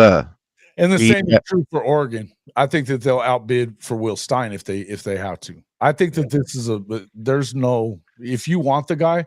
Now, Damian Mackey was talking last night, and he kind of got me on board with what he was talking about as well, of the Georgia coordinator and Bobo is the play caller, but the Coley guy, the assistant head coach, who is supposedly the actual coordinator or whatever, or I guess he's co-coordinator, whatever it is. He was saying go get him, and his resume is good. His resume is really good, but I don't know. He doesn't call the plays now. I don't know that I love that idea, but they recruit very well, all that stuff. And I'm a fan of the pro style offense, but I don't think that that's what you get. I don't think that they're going after the pro style at all. So that's just me, but I didn't hate the idea of it. I knew what he was talking about, but he was saying, go get the guys that are recruiting the best. I liked his thought process as well. And he also said, because he brought up Ohio State, when, you know, you would be going after, of course, you're not going to go after Chip because Chip's not going to leave. Right. Ryan Day's going after Hartline, right? You'd be going after Hartline because he's the big recruiter, but he's never called plays, right? Risky. I've seen this, and I don't think that he can take that risk. I don't think BV can take that risk when it's out there that he mailed in this one. That's the thought pattern. Whether it's real or not real, it doesn't matter. It's perception. And so I think he has to nail this hire, and you have to go get somebody who is proven, that's going to bring in their own staff with them or use whatever the staff. But to me, I think, I don't know. We lost the legend. If it's me, I go after Oregon because I can see, even in what I was going to tell you guys, is I don't really care about whether they're going to be gone in 2 years either. Yeah. If they're gone in 2 years, that means he kicked ass for the 2 years he was here. Yeah. Right? Yeah, it's important, man. It's got to be a good hire. It's got to be the right hire, man. You know, it's got to be, got to hit it out the park, man. I know it's kind of cliche, but it's important because we see what happens when it's the wrong one. No doubt. And again, I think a lot of things conspired for them to be this poor on offense, but there's no excuse for being 129th in the country. Yep. You just can't. Not at Oklahoma, man. Yep. So. Yep, I agree. Listen, guys, there's a ton of guys out there that I would be. I actually like the Go-Go. I like Brennan Marion as well. He wouldn't be my number 3. I think it would be I would go after GJ Kinney. Also, would be one. So I basically got a 1, 1A, and a 1B because I love GJ Kinney too, and he's the head coach at Texas State. But I think that's a job that you could probably get him to take. I think there's certain coordinator or head coaching jobs that you would leave for this OC job. So you're not 100% that Stein would leave Oregon right now with how that program is trending. Why? He would be a hero if he comes to Oklahoma. He's from the area. He'll recruit it well. I don't know. I don't know that he wouldn't. And here's the other thing. We're talking about portal quarterbacks. Dante's there with him. He already left UCLA. You know, Dante's a bad dude. Yeah, I don't necessarily know if we need a quarterback to come with him. I think we have I don't two think so either, but I think that's we just need somebody to coach them. You're not keeping both quarterbacks, bro. You know that. What's that? You're not keeping both these quarterbacks. You think so? I do. Come I on, do. I think one. I don't think you lose both. You sure about that? Why? No. You lose one of them, not both. I think. Yeah. Okay. I thought you meant we lose both of them. No. One. Yeah. One stays. One stays. Yeah. One goes. Yeah. Yeah. And I feel like here's the world. reason that I think a lot of there's people that are saying that it wouldn't. That I think Hawkins stays because first and foremost, he's a legacy. His brother's coming to Oklahoma. You know, I think he's doing it. Now, Mike Locksley. I like Mike Locksley, but I don't like him that. He wouldn't be my first choice. There's other guys you could get, but I like him. The point is, the reason I think that they might go and hit the portal for somebody, it's not because, and listen, I don't know that you have to,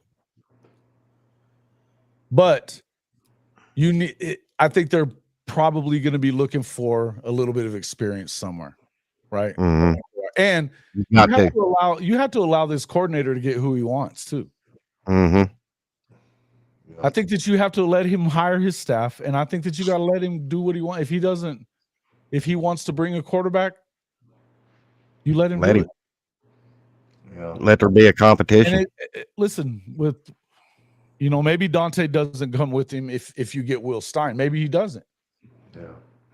But I'll tell you one thing. I've seen Dante play in person. The guy is unbelievably good. Now, he had a turnover problem his first year at UCLA under Chip, but he's sitting behind DG and learning, and he'll know Will Stein's system.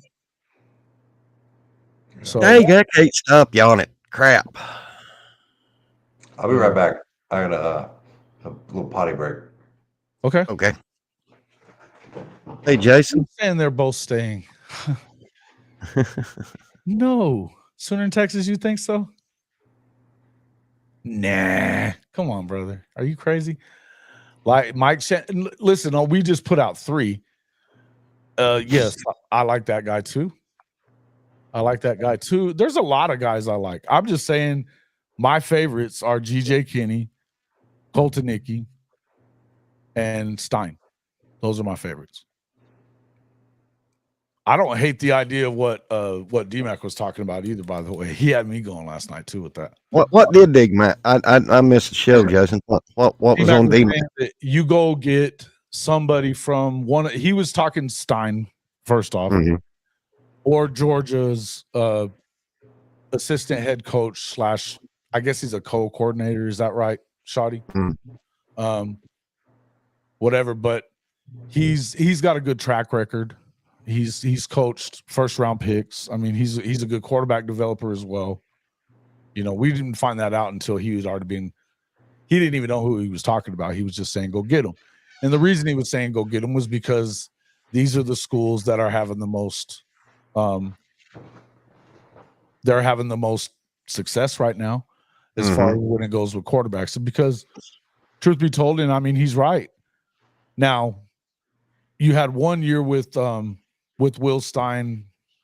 He had 1 year with Bo Picks, and the other year was Kenny Dillingham's year, and Dillingham's another really good one. Why would you say? You know what? People always say that nobody's leaving Oregon, and what happens? They leave Oregon. You know what I mean? Everybody's like, oh, there's no way they're leaving Oregon. Purple Orca. I'm going to assume you weren't here a little while ago. I'm going to go ahead and repeat this again. Do not bring up the Rileys on this fucking on this stream. Do not bring up Riley's names. Not happening.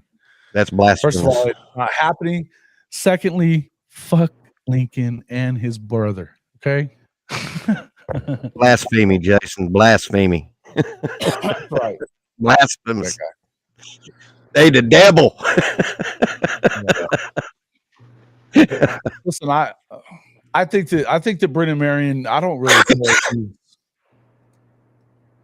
care. Figure out what to do. They've been studying it for last year, Dilligeff. But I will say this. I don't think that he's leaving. I think that you can get anybody. This is Oklahoma. You can get anybody. Yeah. And money is where it's at. Now, does Oregon have money? Yeah, they do. Yeah, they got that Nike NIL money. One of those guys. He's one of those guys that's up for a head coaching job already. Will Stein is. He's gonna end up getting one soon. But you bring him on and he does it again at another place, right? And he does it at Oklahoma. And you got to remember that you're pairing this offense with his defense. So you got a guy that's like, shit, that's awesome. Look, I said it last night. They didn't win at Clemson until Brent got there. In fact, they were middle of the damn road until he got there. They were trash. Yeah. Nobody talks about Clemson. Dabo was about to lose his damn job when he got there. I kind of like what Teddy said on Oklahoma Breakdown about, you know, how he's rooting for Clemson and for, you know, that building through the high school, you know, that method of recruiting. Well, I like that. I do agree with that part. I think that that's good, but because I'm with you on that. I agree. Yeah, I like that. All I'm saying is that I wouldn't put it past them getting anyone they want. So I like Mike Shanahan at Indiana. I know people have said that a bunch. He's done a great job. Yep. I mean, there's a lot of guys that I think are good. I like GJ Kenny. I like I think Jeff Traylor's another opportunity that you might be able to pull him. I think he's very good. You might not be able to, but I think you might be able to. I think that, when they fire Mike Norvell from Florida State, you might be able to get him. Oh man. Man, hey, dude, he sounded so defeated the other day in that interview. Yeah. Who's that? Norvell. Yeah. And that's not the guy that I met on our trip to Florida State. You know what I mean? Whew. Dan's not leaving Oregon. Do you believe that bullshit story, Coach Top, about him turning down the job at Alabama because he didn't get offered the fucking job at Alabama? He would have taken it. He would be at Alabama right now. I know you guys don't believe that shit. You don't like Jeff Traylor, Coach Top? He's a bad dude. UTSA's coach, the dude recruits too. He recruits his ass off. He's done a really good job. I don't know that he would do it. Any names on who has reached out yet? Not any that I could give you. Because I don't want to burn anybody either. And they're not talking about it. So yeah. I like Jeff. I think he's another option. I listen though. I think Colton, you couldn't go wrong with him. I think you could definitely pull him away. Will Stein interviewed for the Bama OC. When was that? When are you talking about? Are you talking about whenever Leb got it, or whenever they were trying to get Lebby as well? Because that wouldn't surprise me. Mike Denbrock. You could get Mike Denbrock. That's another good one. Absolutely. It pissed Coach right off. Works for me.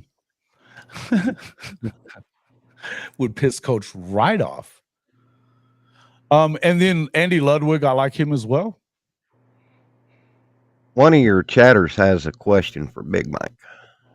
Duke Silverspoon. Duke. That's our boy. I like Duke Silverspoon. How are players handling everything around the rest of the season? They're revolving. Sorry, can't read. Yeah. That Mexico State book learning right there. Yeah, I mean that's state school education. I can't speak for all the other players. But I mean, it's hard. I mean, don't get me wrong. Like this is not what these they work so hard for in the off season. This is not the result that they wanted or expected. I had a conversation with my son the other day. And I'm not gonna get into the details of it, but like I said, nothing ever. I just had to reiterate, and nothing ever comes easy. You know what I mean? Like nothing. Getting stuff handed to you, like there's nothing rewarding about that. You know what I mean? Like there has to be some struggle involved in your success, and it means more. So times are rough right now. We're gonna fold up the lawn chairs and head inside. No, he's gonna go to work. He's gonna keep his head down. He's gonna go out there and hit people, and he's gonna continue to practice and practice well and dedicate himself.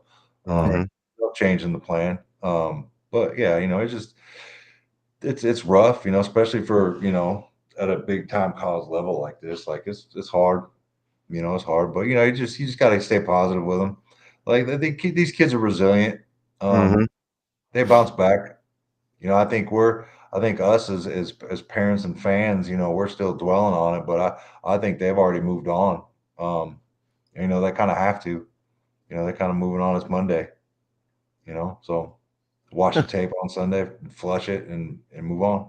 Monty Beavers, I would like to see any team go through the shit we've gone through with the injuries, and you're going to say we're delusional and bottom tier SEC.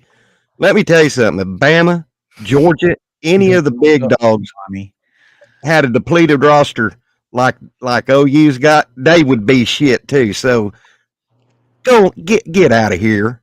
Yeah, somebody handle that. One of you guys. You guys got him all wound up. Look at that shit. Yeah. God damn. Are people fucking stupid? Yes, they are. They like to troll, bro. Tennessee fans have this unbelievably high opinion of themselves for not having done shit. And you better just hope that Venables gets it done, because the next guy that ends up at Oklahoma, if not, is your coach. That's right. And let me tell you something. BB gets the right man on offense, and we get to gelling. We are kicking everybody's ass next year. Yeah. So y'all just come for OU right now, because we fixing to go. We're going to be on an ass kicking mission next year. I mean, the Tennessee fans, like they can talk, but they're a couple plays away. Fucking shit, They're man. a couple plays away from being 4-3. That ain't no lie. Mhm. Like I don't know if I'll be out here bragging and boasting and pounding my chest, man. Listen, can turn on you real quick. I do know that. Yeah, I wouldn't talk too damn much, because you know, T. Martin ain't walking through that fucking door. I'll tell you that. So, look, I think that Coach Top, I think he should have built from within, empower the guys. Yeah, listen, I think that I agree, and here's what I would tell you. I think that it's a shame that these guys didn't, you know, get anything done, because I think that had it worked out for a year or two, Emmett Jones is primed to become not just a coordinator but a head coach. Yeah, I think Emmett's a hell of a coach. Me too. Hell of a recruiter I too. disagree with you, Ace Trey. It is home, brother. Shoddy. It is home.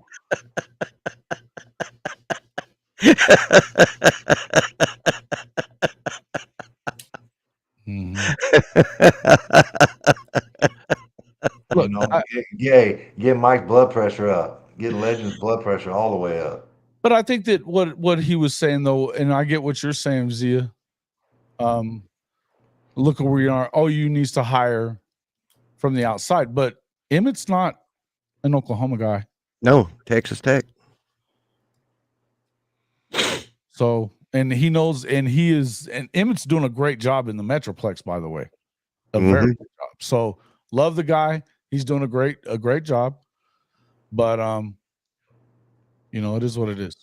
I would just tell you, and I was talking about T. Martin and like the quarterback and winning and shit like that. I was fucking with the guy, so relax there, Benji. Wasn't talking about bag handling, which I guess I could have brought that shit up. But yeah. But and as far as like with Samples, I think he's a bonus for you getting you getting Will Stein. If you can get him to come with them, that would be great. Now, how long do you keep him? It's a good question. But I'll tell you this, his dad's at Duncanville. It's a good guy to have. Because they're pumping out 5-star after fucking 5-star there. So not for nothing, but you know. Yeah. Hey, I want to bring something up. I don't know if you guys talked about this when we were talking about quarterbacks in OU and which ones are leaving. Man, I was shocked when Jackson Arnold came in the game on Saturday. I was really shocked because if you had asked me, there's no way in hell. That I would have been the same way, Big Mike. I mean, that says a lot about the young man. Like that dude's all in, man, and he's willing to sacrifice that. I mean, how many quarterbacks do you think come in that situation down 21-0? Yeah, that's true. You know what I mean? How many of these young kids out there are like, yeah, I'll go in, I'll burn a red shirt. He did it last year. You know what I mean? Last year he burned a red shirt last year. Mm-hmm. I mean, I'm impressed, man. Like that. Gotta hand it to him. I mean, a lot of kids that have been like bump you, like put somebody else in. You know what I mean? I'm saving mine. Shut up. And he could have put it out there like, hey, I'm redshirting. Could have been like, you know, a bunch of kids from USC. I'm redshirting. Right. And that was a beautiful pass he threw to Brennan Thompson, by the way. You know, I mean, he mailed that thing. Yeah, I was shocked, man. Who was It the guy was that was talking shit earlier? Was it this Mac what? dude? Damian Mackey. No, Max Swearingen. Who was that? That Oh, was Mac. that you got all wound up at their legend. Do what? Who was it that you got all wound up at? What was his name? Duke Silverspoon. No, that's not who you got mad at. Just a minute ago, Yeah, that's not who you were mad at. it was Duck Silver. No, it something wasn't Silver. Duke. It wasn't Duke. Oh, okay. It was one of the. It was a troll Tennessee. Yeah, it was a troll Tennessee fan. I'm sorry, I don't see him. Somebody booted him. That's all good. I was just trying to find that again. It was funny. I know. Mike's mama loves it when the legend gets wound up. Elio Super Chat. Whoa, now. $5. Good morning, Mr. Jason. I'm Good her morning, everyone. I'm her number one fan. Yeah. She as long as I ain't on here dropping F-bombs and cussing, she's good with it. Has she been getting mad about your appearances? Man, I mean, she would prefer I not. I don't know if she gets mad, but she would prefer if I not come on here and start spewing F-bombs, because Lord knows I do it enough. I have to get on a live stream with a lot of people saying, you know, I try to keep it PC as possible. I try to too, but Mike, Jason, you know me.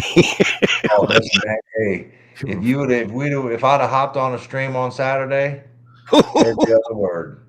Every other word. Oof, yeah. I was on one. I was even maybe a little bit on Sunday too. I was actually talking with my mom. I got a little riled up. Oh, by the way, thank you for the super chat, Nelio. Good morning, Mr. Jason. Good morning, everyone. Good morning. Good morning. Good morning. Our boy Nelio KC Mo. He is our guy. K-State. Hey, Big Mike. That was a nice catfish little Bogue caught last week, brother. Oh yeah, that was a good one.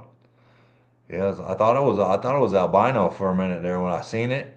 Mm-hmm. You know, because it was pretty white, but it had a little gray up on top. But I thought we caught some shad earlier on in the cast net, and that was the one fish we caught. Damn. Yeah, I get what y'all are saying. I didn't get to finish this conversation. We need to go ahead.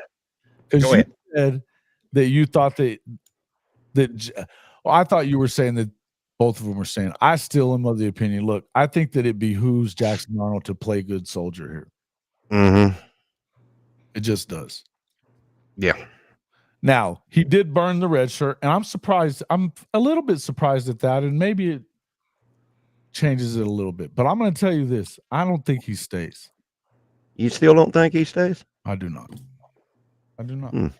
I think that I'm not sure that he knows he can win the competition with Hawkins next year.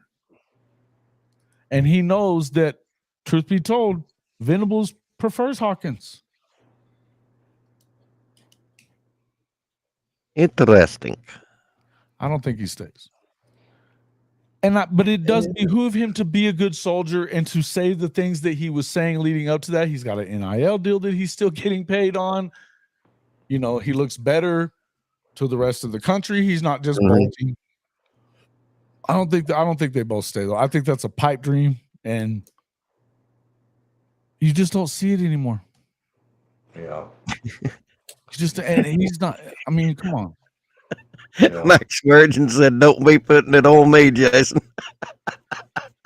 No, Mac, I wasn't going off on you, buddy. No, I didn't say Mac. No, it wasn't. No. I said, who was it? I was saying not Max Swearingen. No, my bad. I'm not putting it on you, dude. You're good. I think when Mike says, Benji says, "Will the new OC want to go with war with Hawkins?" I think you have a quarterback battle, and you don't name the starting quarterback. No matter what, I think that's an absolutely fabulous point. It's just like every other fucking position on the team. You do not anoint anyone. Exactly. I mean, Baker had to earn his spot Kyler had to earn his spot. Jason White had to earn it. I mean, Sam Bradford did. Well, but you're saying that except that you don't watch them. They're shoddy.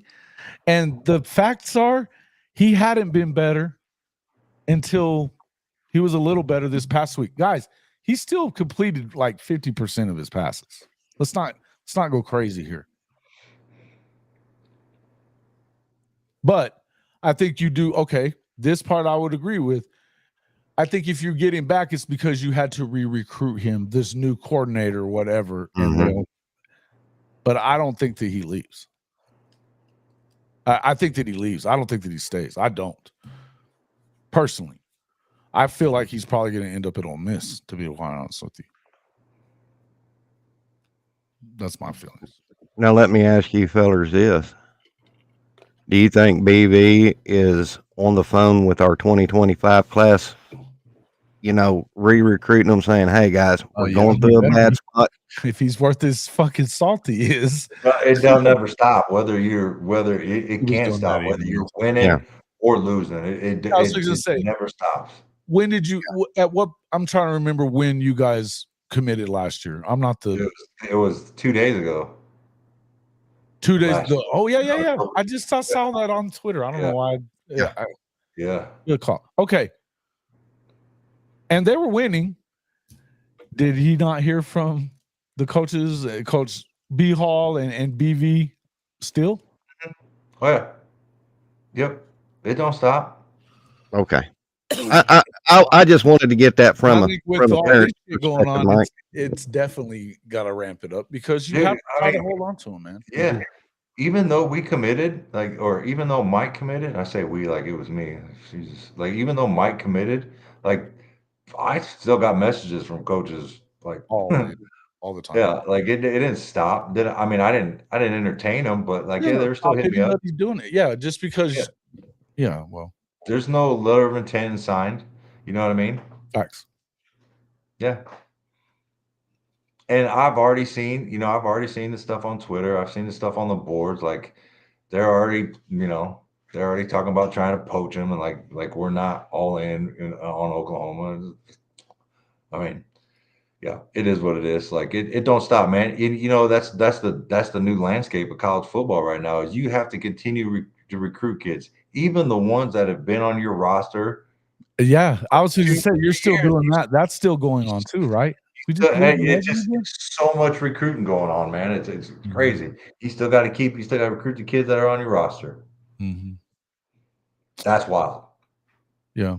And listen, Mr. Dilgaff, you're not wrong about that part either. Is it easier or harder right now to pitch with a season like this? I mean, I don't know. I think that there's two different sides that we heard Samuel Omosigo talk about during the 6 and 7 season that they all kind of talked because he was part of that 23 class that he and Jackson and a lot of those guys were talking. A lot of the defensive players I had Makari Vickers was on my show, and he told us too that they all kind of talked to him like, yeah, we kind of felt like we're going to have a better chance to start right away. You heard it from Samuel Omosigo, you heard it from Makari, you heard it from different guys so there's different thoughts about it. Right? Listen, I had a more of a realistic expectation with Mike. And when a coach come and said something to that nature where you're gonna compete for a starting job right away, I knew it was bullshit. Right. Because you can't tell that's gonna happen. Not everybody is capable of that. All kids aren't developed like a even Dylan if they're 5 stars, most 5 stars don't start That's immediately. what I'm saying. It's different now. There's levels. And if somebody, that immediately turned me off when I heard like you're going to compete for a starting role. And, that along with almost diminishing who's on the roster right now and why your son can come in and take their spot. You know what I mean? Like I wasn't a big fan of that type of recruiting either. But I mean, like the recruiting game, man, it's so hard. Like it's one of the hardest jobs for these coaches. You know, you gotta realize what's too much recruiting to where you're annoying them. True. You know, what's if you're not doing enough, like you got to find that sweet spot. And every kid's different. You know sure, what I mean? and I think Every that kid is different. It's difficult. whatever you're doing, you have to continue doing it. You have to be. I think that kids and I think kids have always known, but I mean, kids know when you're full of shit. I don't know what just happened. He was not there. Yeah. He came and left. But no, I think you have to be true to who you are, and I think Coach V's the type that he calls them all a lot. We had Nigel Smith on the show last year. Yeah. And Nigel kept saying, shit, I talked to him every day. He called me whenever he was running the stairs. You know, he was running bleachers the other day. Yeah. I just talked to him. Yeah. Coach BV called me one time too when he was out running, jogging, you know. But it's like they all said they talk to him all the time. So I think the main thing you have to do is continue to be who you are. And he's been a great recruiter, by the way, guys. Yeah. And look, defensively, I don't know why they would care. You know, because I think that most people, you should have built up enough credit at Oklahoma with all the Heismans and big time offenses that they've had there, that they're going to make it right. They're going to get it right here. Yeah. So I don't think that you lose Tory Blaylock. I think that I guess you could lose if you want to listen to the idiots at Orange Bloods or something like that. They keep on saying that Fasusi's leaving. Okay, he's not going to stay. I don't necessarily agree with that. If I'm Fasusi, I'm looking like, bro, I'm coming in there and I'm playing. I'm like, starting right away. Yeah, Like I'm them, you know what I mean? Like there's yeah. I don't see. I think a lot of it too, you got to remember that it comes down to a lot of it comes down to the money, which that's not really going to be a big deal. Yeah. But the recruiting, listen, I think each kid is different. And Kimberly Kay in her oaky little way said it. This conversation is as dead as a duck in tall grass. Got my oaky coming out. I love it. Funny stuff, Kimberly Kay. You never know. You don't know about. I mean, kids change their mind like they change drawers. Damn, I keep losing him. I tried to pull him back in and it kicked him. Yeah. They are too.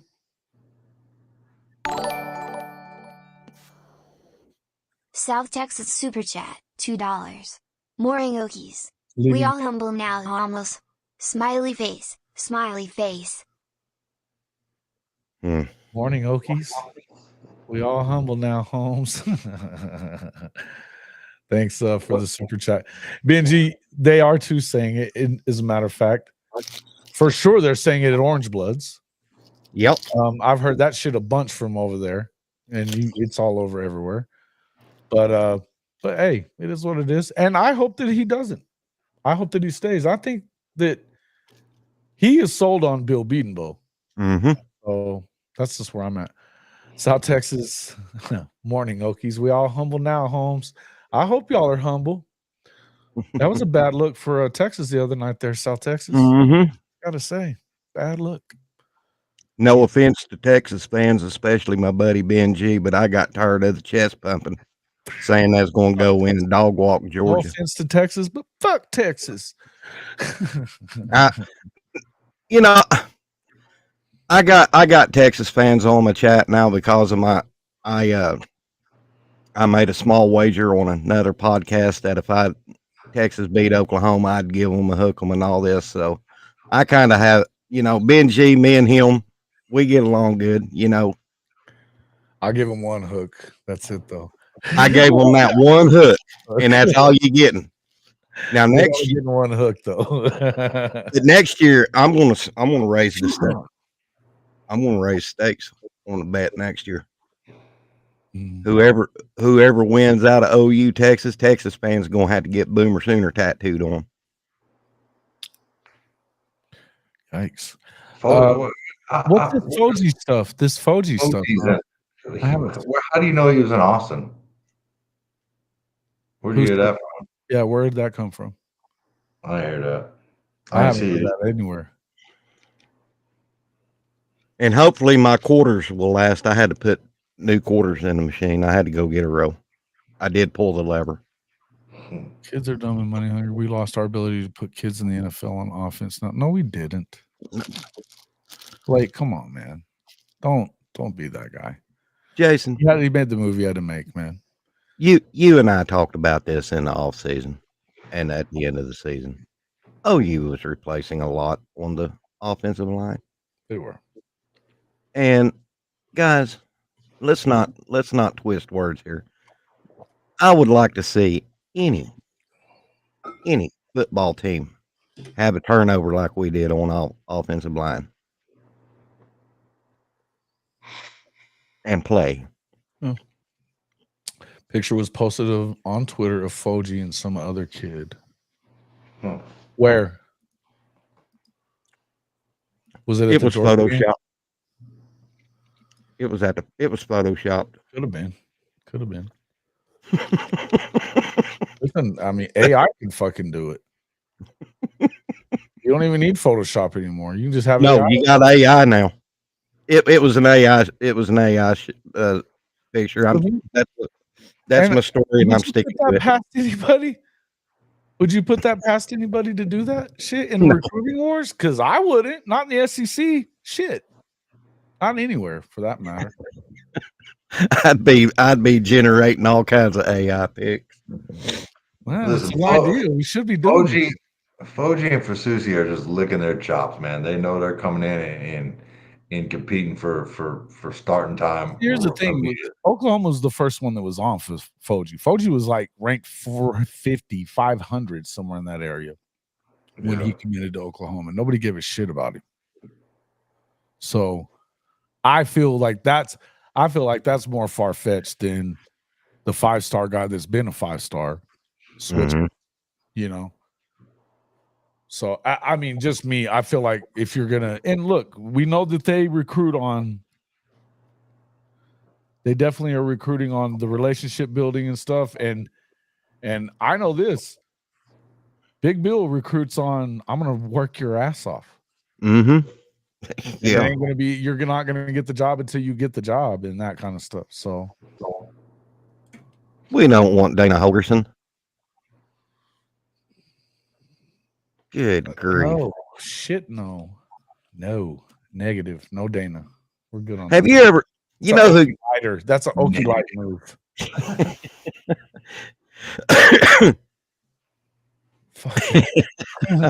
Hell no. Fucking comb over and shit. Did you guys ever see that movie Lonesome Dove with Robert Duvall and Tommy Lee Jones? Do you remember in the series when Jake Spoon hooks up with them 3 brothers and goes on that killing spree and they get hung? That one brother that was kind of bald, he looks just like Dana Holgerson. That hit me last night. I said that fucker looks just like Dana Holgerson. That's funny shit. I had that picture. I had a picture of Dana Holgerson somewhere that it was his hair was fucking standing up to here. What little of it he's got left. That waft. Yeah. Fuck.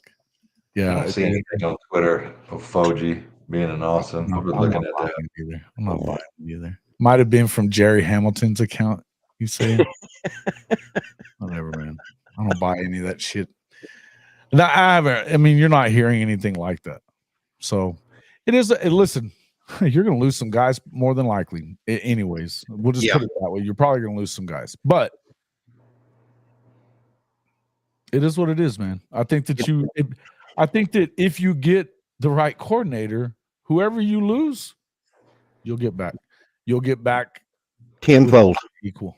You know what I mean, or better. Because a guy like Will Stein, who's recruiting the way that they are there at Oregon, a guy like Colton Akey, who can go over there and say, look, man, you know, what were they doing there? And look at what our offense put up. I mean, look, man, it's not hard to show guys stats of other guys that play their position that he's coached. Roy Munson. Roy Munson. Yeah, I still have PTSD from Kingpin. that's hilarious. That ugly lady in there. Oh my God, Wolf. Is that his landlord? Look, it doesn't mean he's decommitted. Nobody. I'm just saying. I don't know that he was there either. So But you know, in a nutshell, yeah. What I would like to see when BV gets this new offensive coordinator, I'd like to see him do what he did with Kevin Wilson and Lincoln Riley. Here's the playbook. You go be the head coach of the offense. It's yours. Yeah, Well, and I heard D-Mac say that. Well, I think that you probably will see that at this point. I don't know that I'm not a fan of him, the autonomy shit with guys that you're not sure about. Like, I didn't think that the Levy stuff, I didn't love the autonomy there. I think with the next guy, you probably have to do it though. Do I think the offense is going to perform better on Saturday? No, I don't. No, I said that in my video. This deal right here, there ain't no magic bullet. I mean, oh, man. Hey, here's what I'll say: this could they? Sure. Yeah, they could. It could get worse, right? Yeah. I would tell you this. Okay, so this is just a thought I was having, and I started bringing this up to Big Mike a second ago. But you remember that Levy said on his way out that Joe John could call that offense that day. And I don't know that that's not why they didn't let him be the play caller, because Levy said it, for all I know. You know what I mean? I don't know. But I will say this. If he has been around Lane Kiffin, he's been around, and Levy and Bryles and those guys. So he does know that offense. I think that if you allow him to go back to what he knows and stop with this fucking gimmick, well, this, kind of offense, Frankenstein offense, if you want to call it that, maybe. Yeah. If you let Kevin Johns call the plays and he just is calling air raid stuff, then maybe that works that way too. But I think that the players know Levy's offense. It's what they've been running for fucking 3 years. So maybe, but again, I don't know. If I had to tell you what I really think, it's no. It's not. So, and I hate to say that, man. I hate to say that. Yeah. But I haven't seen it. It's gotten worse. It hasn't gotten better. It's gotten fucking worse. Yeah. So I don't know, man. I think that you just got lucky that, if you're right now, you're Joe John. Seth fell on the sword. He's been calling the plays. But yeah, I don't know, man. If I had to be real, I'm saying no. But you never know, man. But let me ask you guys this. Here on out, remainder of the season. Yeah. Is Joe John coaching for his resume for next year? Yep. Oh, he's not coming back. Yeah. No. They would have to win out for him to even stay on his tight ends coach, I would think. Just being real. And I'm not hating on Joe John either, man. No, I'm not either. I'm not hating on Seth either. I don't hate Seth. I don't hate Joe John. And I don't hate Jeff Levy. Me either. These guys are Sooners, man. Yeah. I don't hate them.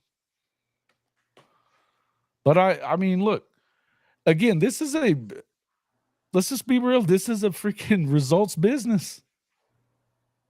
It's a results business. They're going to get paid.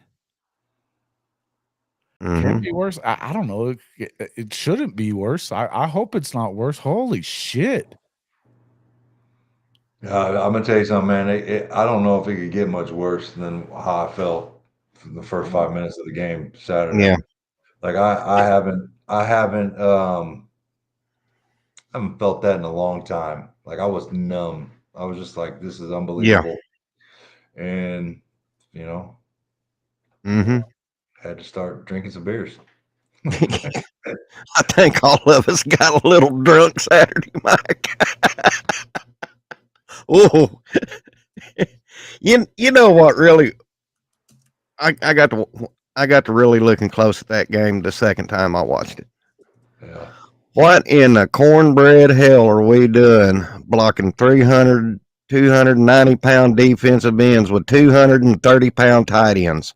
And a tight end is our fucking offensive coordinator right now that allowed that up in the stand, up in the damn booth. So there you go. There's your answer. God dang.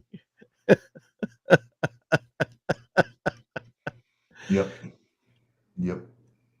And Jacob Sexton, I mean, he's an Okie. I love him to death, but man, Gabe was hard on Sexton yesterday on Eichert and Lehman. Hey, Gabe goes hard on all of them because he's a former offensive lineman himself. I tell you what, thank God I'm not an O lineman for OU, because I'd hate to screw up and feel the, the Gabe Eichert draft the next Sunday.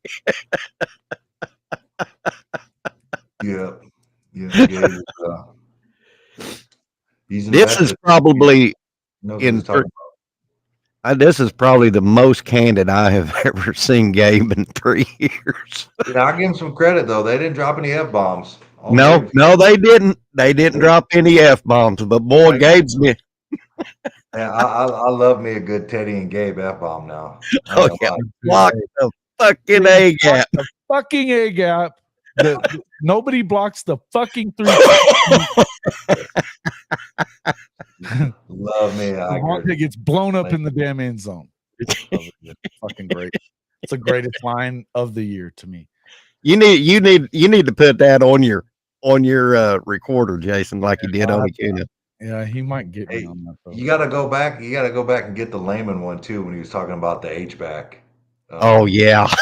When he dropped the F-bomb too. I felt that was like the best one in my opinion. Which one was that one from? I am gonna go back. It was after the spring game, summertime. I don't know when it was, but we got to find that. You guys, for the Hall of Fame Mafia, find me this audio, please. Clip. I tweeted it, I think. So I might be able to find it for you. Yeah. I'm a big F. Like, I love F-bombs, right? It makes me feel better about myself when other people F-bomb out in public and on podcasts and all that stuff. So I'm a big fan of that. All right. Hey, listen, I say it about 10 times a show at least. Yep. Hey, Mike. Kind of done apologizing for the shit, to be honest with you, but Kimberly K. It was stated that Seth's leave was amicable. He knew he's a program guy, alumni, and championship player himself. He moved out of the way, took it well. Yeah, he's still getting paid. Yeah.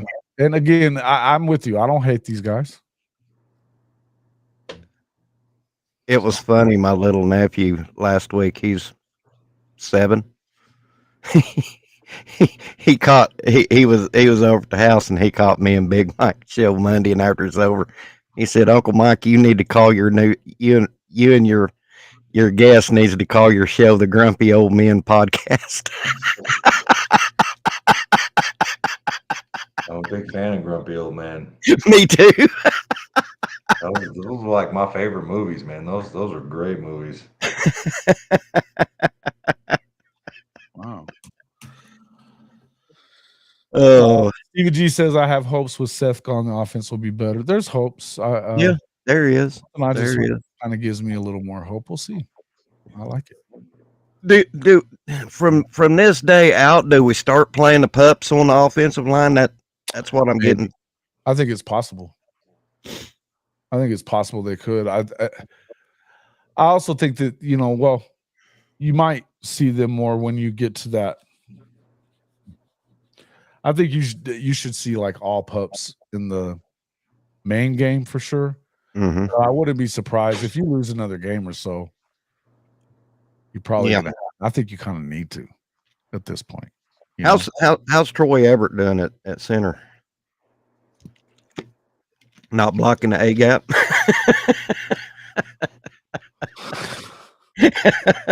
Easy. I don't know if did you see where all the people got all pissy at Danny Stutsman about what he said? I already said it earlier in the show. I was like, back the fuck off with Danny Stutsman. Back off, Stuts. Hey, Coach Ricks, how you doing, buddy? Coach Ricks. Yeah, they need to back off, Stuts. Because like Gabe said, or Teddy said, it was in the moment, and right after a bad defeat, you're going to put them microphones in them guys' mouth after a embarrassing loss at the Palace, and you want them to be candid. Yeah. You that's what I said earlier. I was like, shit. You talked to his ass right after the fucking game's over. What did you expect him to act like? God. What did you expect him to act like? And you're telling him how the fucking fans are being shitty? There is Mr. Coach Ricks, my Spyro, Oklahoma Flash. I don't know about all that. Coach Flash. Oh man, we used to run on rocks back in them days. So if you can run on rocks barefooted, you can run. Facts. And that was all Flint Rock. You stupid. That's why they call it Flash. Coach Ricks loves it. Yeah. Hey, now listening to you guys, man. You guys had some good points, man. We were talking about how things going to look going forward. I mean, it can't get no worse. No. But here's the thing: is Joe John gonna try to run some of Lincoln stuff, or his own stuff, or Levy stuff? Coach, hang on a second. All right. Yes. Heads or tails. Hey, Mike's been awfully fucking entertaining this morning. I gotta tell you, man. Some legends on that stuff. I need some of that. Yeah, he was talking about you were on that little tour bus thing going on earlier this morning, weren't you, legend? Yeah. My lawyer ain't present, so whatever. I refuse to answer that question on the grounds it may incriminate me. Hey, Big Mike, I got a question for you. What's up? Being a parent, how do you look and hope to see things go from today on to the end of the season? You gotta look at improvement, right? Yeah. And when I talk about improvement, I'm talking about from the lowest level all the way up, right, to the head coach. Yeah. And I think the first step on that was making a change at offensive coordinator. I think you have to start looking at what our deficiencies are, and how are we improving on those, I don't want to put it all on the offense, but like I want to see some improvement in the running game. I want to see some improvement in the passing game. I want to see some concepts that are better. Like, we've had some success on some plays and I feel like we never run them again. I want to see, just improvement I mean, in no way are we like wavering in our decision, to choose Oklahoma. Like that's not a thing. So, I mean, I've said it from the beginning, like there was a reason why that, he took so long to commit to a place. He wanted to make sure it was the right choice. And it wasn't just I'm going to hold a spot. Like this was a long haul decision, 3 or 4 years, how, maybe lucky enough to do well enough and get to the league. But I mean, I'm not going to say that there was we knew there was going to be some struggle in the SEC, but it's not one of the reasons, it's one of the reasons why we chose Oklahoma, because we were going to the SEC. We wanted that challenge. He wanted that challenge. Oklahoma wanted that challenge. And I mean, sometimes it doesn't go your way. And, sometimes you get punched in the mouth. Sometimes you get your butt whooped. Football's the game of life. Yep. You're not going to win every play. You're going to get your butt whooped. You're going to get knocked down. You're going to get hurt. But guess what? There's the next play coming. You better get up and flush it because there's another play coming. And Mike's not the type of kid to just tuck tail and run and go find the next greener pastures. I've never raised him that way. Like I said, there's going to be some struggle. I just want to see, to get back to your question, I just want to see improvement. I want to see, the right steps being taken. And I don't know that I know what the right steps are, but, we got to try to get better. And I think, that's where we're trying to, I think that's what's trying to happen. And I trust Brent Venables, and I trust that he's going to do what's best for the program and the players and, put a winning product on the field. Hey, stat guy, Michael Boganowski's son is Michael Boganowski Jr., who's one of our safeties. He's a freshman. Yeah. Stud. Teddy Lehman called him the best he's ever seen at Oklahoma with Roy Williams. Yeah, that's flattering.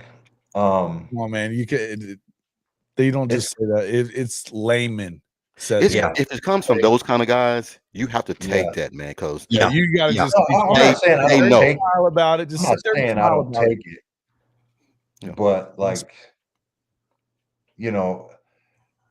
Roy Williams was that guy. Now, like, come on, man. That's what I've heard it said though. But he played with Roy. He can say that shit. Yeah, he can, and it's flattering. But it's happened ever since he was in high school. Like, everybody was calling him the next Isaiah Simmons, and I disagree. You go watch Isaiah Simmons' high school film, man. He was an offensive dude. You know what I mean? And he converted Isaiah Simmons into what he is right now. But I mean, he's $5. I respect Teddy Lehman. I was a big Teddy Lehman fan. I used to watch him all the time. Always a pleasure to be a part of this community. He says that like it's good. You like to hear it, but you want to see. You want to see it on the field. I'm not upset with anything, but I'd love to see him on the field more. That's just coming from a dad perspective. You want to see your son out there. I think he's got some stuff that he needs to work on. Like, don't get me wrong. Like, has he arrived? Is he he's got to continue to work. He's got to get better in his pass coverage and his back pedal and all that stuff, and continue to learn the defense and be a better student of the game. Because he never really had to do that in high school. He just show up and out athlete and be bigger, faster, stronger than everybody. And that ain't the case anymore. But I mean, it's cool when people say that, but I'm at the point right now where, like, I need to see action. You know what I mean? Yeah. I need to see it. Like, you can tell me he's the next Roy, he's the next yada yada yada, but like, appreciate it, thanks, but I want to see it on the football field. Yeah, you're an action speaks louder than words, Dad. Is what you're saying, Mike? Yeah, 100%. And I know Mike. I know how he is. I know he's gonna come up and hit you. I know that's happening. But there's a lot of facets to defense. That he's got to learn. And right position, leveraging, and leveraging the ball carriers, and it's just a lot. And I don't want to. And I know he doesn't see Lehman saying that stuff. He's not on social media like that. But he just got to continue to get better. And that, like I said, I'm at the point where I want to see it on the field, and I'm not going to bump his head up. I'm going to humble him and tell him to keep working. Like, I'm not going to say, hey, man, Mike, get in the draft. Like, that ain't happening. Go renegotiate an NIL contract because Teddy Lehman said you're the best thing since Roy Williams. You know what I mean? I ain't going to do that. Like, you got to earn your NIL, in my opinion. You know what I mean? Yeah. Like, you have to do something to prove that you're worth the money that they're willing to give you. And I think a lot of kids got that misconstrued in today's landscape. Like, go get yours. You got to earn it. Like, you just can't get. Like, kids get given shit too much, and I hate it. Yeah. Hey, Mike, stat guy was wondering. Kansas. Y'all's not from Oklahoma. Tell stat guy where y'all's from. No, I believe Kansas. I'm originally from Omaha, Nebraska, but we live in Kansas. I Um, thought so. yeah, in Junction City, Kansas. Junction City. Yeah, we go JC, the junk. The junk. Y'all don't know about the And junk, bro. BG. My wife's West Indian. She's from Trinidad and Tobago. Um, Met her in back in the day when I first got to Fort Campbell, down in Nashville, having a weekend down in Nashville. Mhm. But yeah, so yeah, that's kind of where we're from all over, man. Mike Yeah. was born in Nashville, grew up in Tennessee, Georgia, and Kansas. Mm-hmm. Yeah. Well, are we expecting, since Joe John's gonna be calling now, are we expecting for him and Coach B to gel like they used to? Are we gonna start seeing GT counter again? Or are we gonna start seeing what? Because I really feel like Joe John is gonna feed off Coach B running those play calls, because Coach B honestly knows what to run. Yeah. And I don't know if Joe John had any input. If he had any, I mean, if you're a co-offensive coordinator, wouldn't you think you have a little inside and a little input to say, hey, maybe we need to run this, or is it all on Seth? Mm-hmm. Yeah, yeah. That's I the don't thing know. that scares me. That's what scares me, is that we're going to get the same product on the field, because it might be a different voice, but it's the same playbook. Exactly. That's what I'm scared of, Coach. Is I heard that last piece where you were talking about the wife, and I must say, having met her, she's definitely the better half there. Just wanted to toss that in there real quick there for Big Mike. I think he's frozen, or maybe he's Nah, I'm catching up on some comments. okay. Did you catch what I said there? No, I didn't hear you. Sorry. No, Yeah, that I'll get ready to say that's think a right at the end cold stone face. yeah, I was like, I ooh. definitely tuned yeah, you I'm out gonna because re-say it because I think you need to yeah. I said, having met his wife at the radio, she's certainly the better half. Oh yeah, for sure, for sure. Boy, that was a stone cold face, wasn't Hey, it, Coach? he just I got looked. caught up on this comment right here. I was like, Capo oh Super shit, on Chat, this Jason done made a comment right mistake. here. From I the had to read Wichita it a couple times, Metropolitan. and I was like, Done a lot of "What?" work up in Junction. Yeah, Y'all can that's keep my that bad. rock low. Oh no, you good, man. You It's know, all Yeah, no, good, brother. it's you know, always I the mean, better half she's of us. athletic too. She's probably gonna get mad. She don't know I be talking, bringing her up on podcasts because she probably wouldn't like it. But my wife was an athlete herself. She played tennis in college, so there's a little bit of that, little bit of athlete. Not all of it comes from me. I'd say most of it. All right, but he gets some of that from her. Bullshit. Bullshit. Hey, I'm Man. glad that Hey, he I was agreed that with me. guy back in the day. Played Now at New don't Mexico do State, it bro. now. Hey, Come on. if I always say if we was right, I was high 4-star, maybe 5-star tight end. All right, so like, let's not get it twisted. I was that guy. I was just a dummy. Went You for know the what? deep. Hey, Coach. Man, I know You know. what You know what position I played in football? What, Waterboy? I played 3 positions: guard, tackle, and end. I sat at the end of the bench, guarded the water, and tackled anybody who got near it. that's some funny shit, man. I love it. Son of legend, boy, you come with the stuff every day. He does.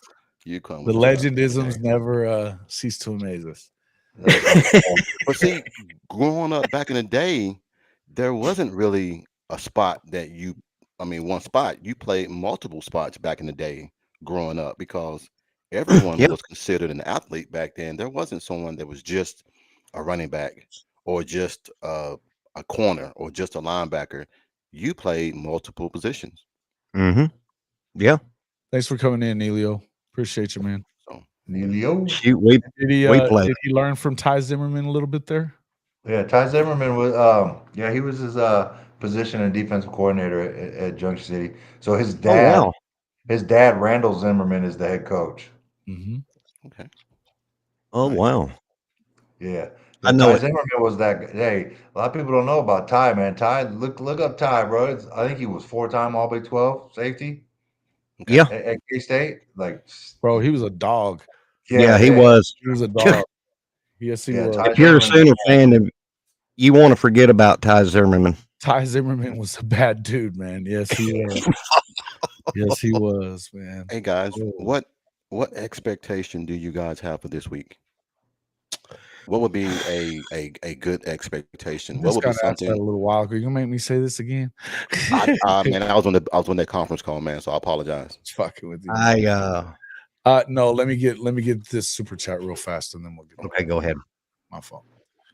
Yeah. Cowpoke Ranch said, from the Wichita Metropolitan, done a lot of work up in Junction. Y'all can keep that rock. Somebody called it the junk, I think. Yeah, good old junk. The junk. That's what everybody calls us, man. The junk. Thank you The junk. for bringing that back to me, though. I appreciate that. Cowpoke Ranch, thank you for the super chat, my friend. Okie Light just almost won the other night. That gag reflex of old Mike Gundy is something else, though, isn't it? You have Jay in here. I just now saw Jay in here. Where's Jay? Hey, Jay. Where he Unfair- is? What up, Unfair Jay? Sport. Unfair Sports I think- Jay. Wanna You come know, in? Jay be cracking me up, man. He be looking so I love serious sometimes, man. He be looking so Man, he's like the serious. rest of us. He's been struggling. He's been struggling too, man. He's like taking him on the chin. I get it. I'm gonna send him a link in case he wants to pop in. My expectations for Saturday is at this point, Coach Rick, find any way to win the game. I don't care how it's done. Please do, right? Just win. Let me give you guys a hypothetical and see if that works. If we go Okay. down there and we run the ball, we pass the ball, we look like the old Oklahoma, and we lose maybe a shootout 45-38, would that be something that everybody be okay with? I would be okay with a 3 to 7 point loss, maybe 10, because at least we didn't get blown out again. Defensively, I wouldn't be okay with that because that shows Yeah. a little bit of Giving up That's 40, true. giving up 45 points. Yeah, I wouldn't like that at all. I mean, it's kind of the way it's been going, right? Yeah. Yeah. Defense is playing well, the offense is struggling. All of a sudden, the offense struggled, and the defense, like I wouldn't be okay with that. Well, that's true. Yeah. With the struggles that Ole Miss has, do we think it's going to be another one of these tit for tat type of games? I'd like to see us jump out quick and try to, Me put the pressure on them because, like, we kind of mentioned it earlier with Ole Miss. They're one of those paid for teams, and I don't know about the cohesion and the continuity. And I think the possibility of them cracking is and folding under pressure is I think you got a good possibility of it. So I'd like to see us jump on them early, if possible. Yeah. I think it's hard to have a lot of expectations on what you're seeing as far as the offense is concerned. Now, I happen to have seen a couple of things just the last 15 minutes or so that makes me think a little differently. So it might be a little better. Look, the hope is they just play a little better, man. I'm not going to sit here and predict wins, losses, things like that. I think that if I was going to say, Wow, chicken, my man. Wow. Super man. chat from Chicken. Got to get mine in. And he says, I'll say The it. brand has finally returned. Fuck your brand. Yeah. challenge for y'all: take a shot every time Old Piss fakes an injury. Dude, they've been doing Get that. awfully drunk. Get awfully drunk that day. Have y'all watched the games? Yes, they have been. There's a stat. Out there, Chicken. You're my man. Appreciate you, my guy. There's a stat going around, and I want to try to find it and give it to you. Ole Miss is leading the SEC in most injuries, right? In most fake injuries or whatever. I don't want to say fake because they might really be hurt, but I was like, for real? And then I started watching some of the games, just some of the games that they play.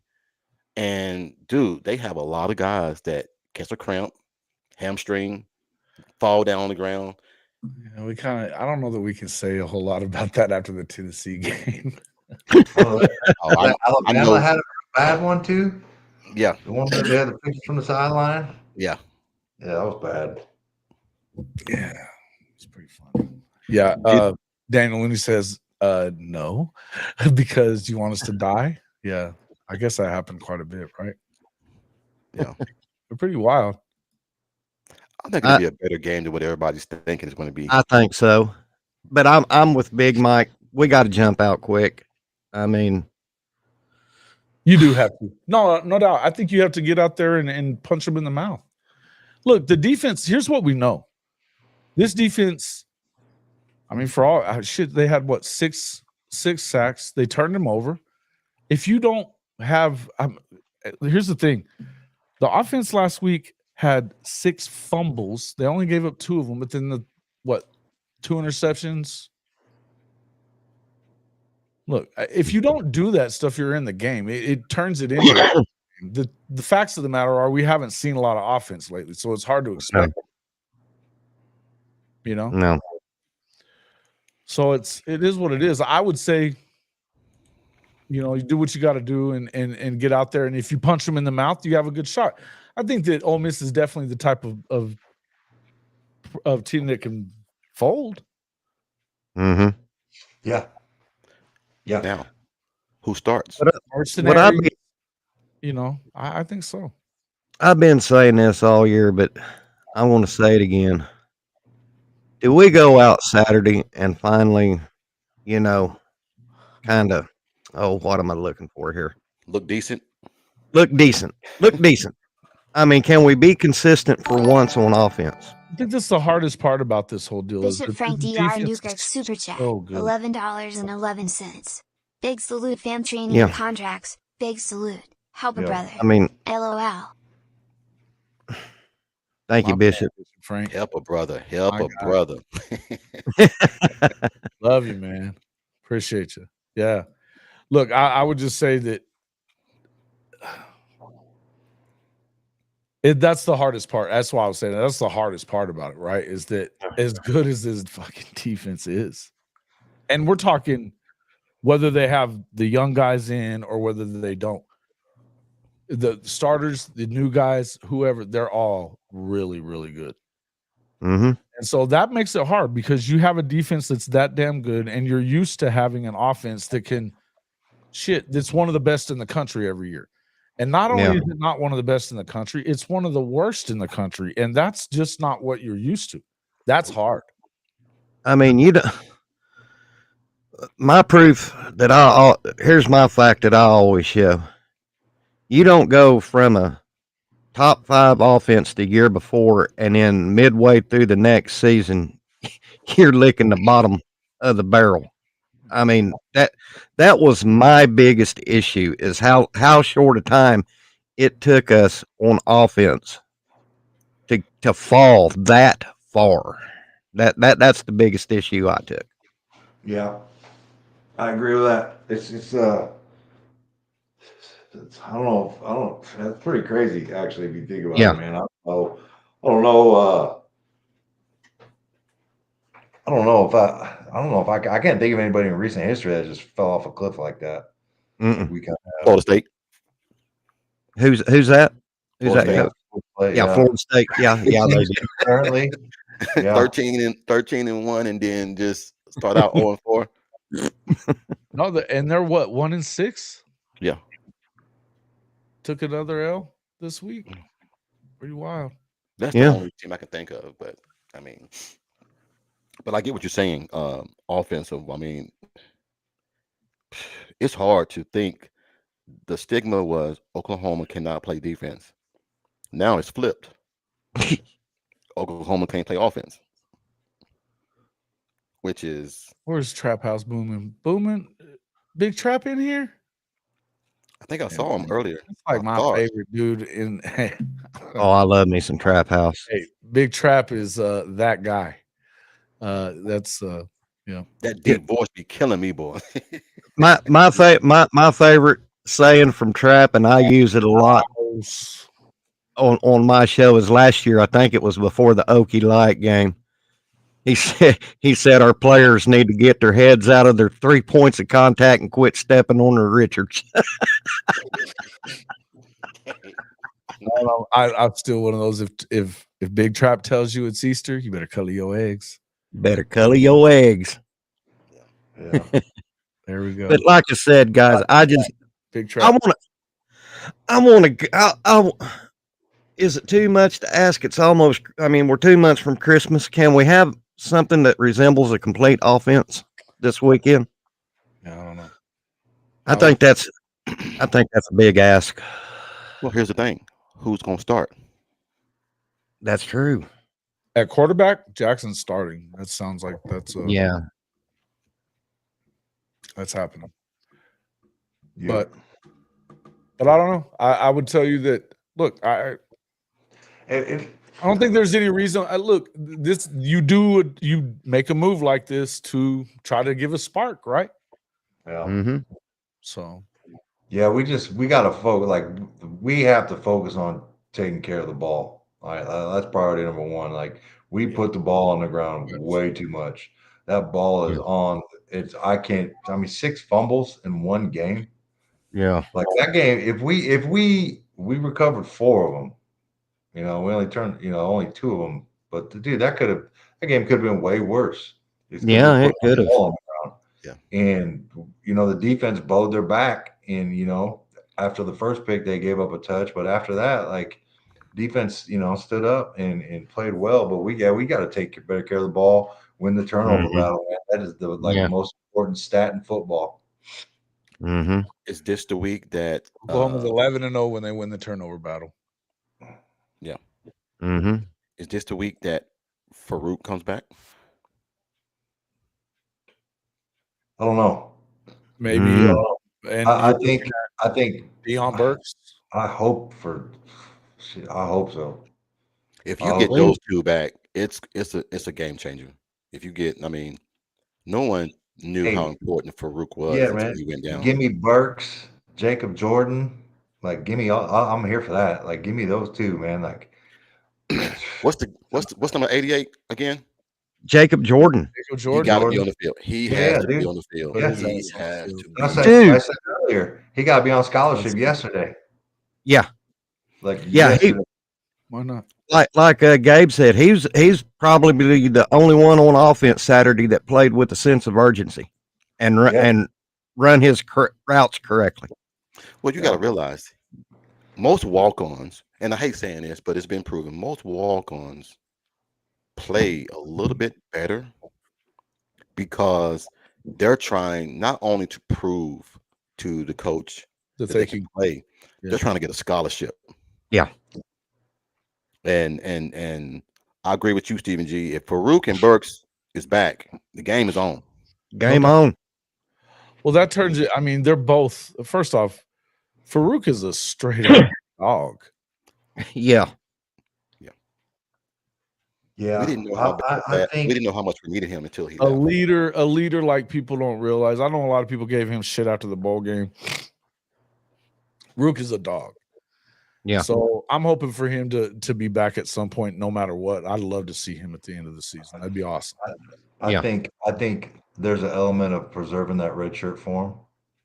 So you might end up waiting until the last 3. Last couple. To me, that makes sense. Alabama, right? LSU. That does make sense. Missouri, Alabama, LSU, because he already played one, right? Yeah. He played the who was that? Anthony that played in the first game? Yeah. Andrew Anthony. No, I'm thinking Anthony. We saw a little bit of though the other day that I was happy about was Caden Durham. Mm-hmm. I didn't see him in the football game the other day. Yeah. Who's Caden that? Helms. Caden Helms. Yeah. Caden Helms. Yeah. Hey, he was out there trying to mix it up on some blocking. He's a big kid, man. Bro, he's that guy's a stud athlete, man. Yeah, he can get out there. I think he's still trying to get back some of his explosiveness and speed. from those injuries. But shout out to Caden Helms, man. Hell yeah. yeah, I love shout seeing out him out there. a fellow T-Bird, fellow WS T-Bird. Me and him went to the same high school, bro. Is that right? Mm-hmm. T-Bird all the way. Yeah, he was a dog, man. He was.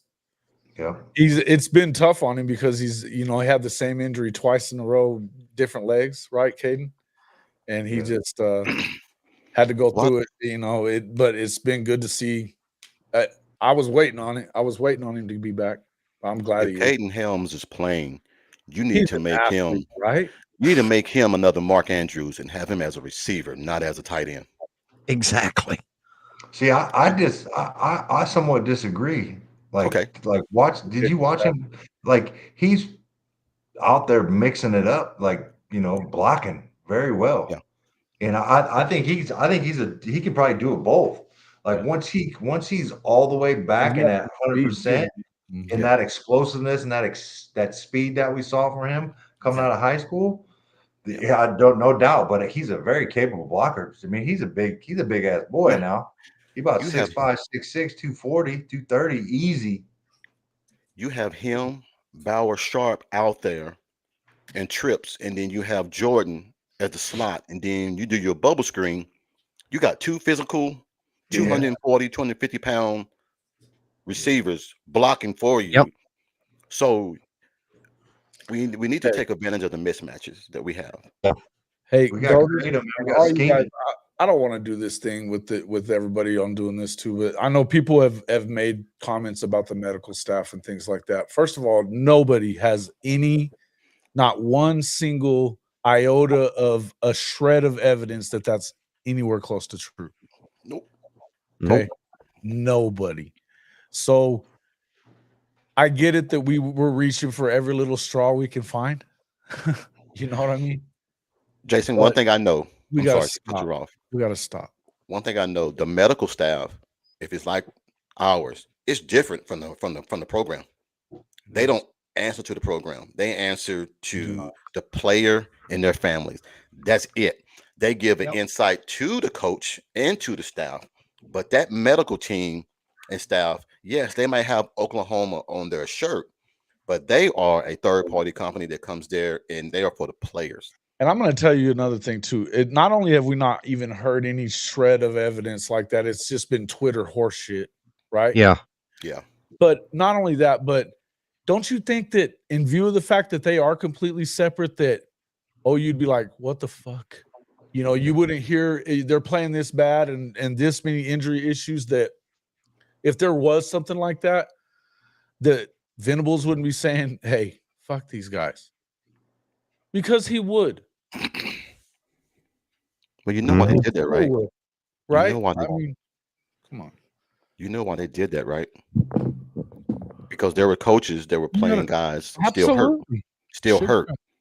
And it ended up in a lawsuit from a family. I believe it was North Dakota. They do that everywhere now. That's how it is nowadays, right? It's just how it is nowadays. It's everywhere like that. They're completely. You need to save them from themselves, because the players alone, Yeah, this ain't the 1970s anymore. Wrap some tape around it and go back in. Oh no, we know too much about these injuries, and if you've had a concussion, you know what I'm talking about.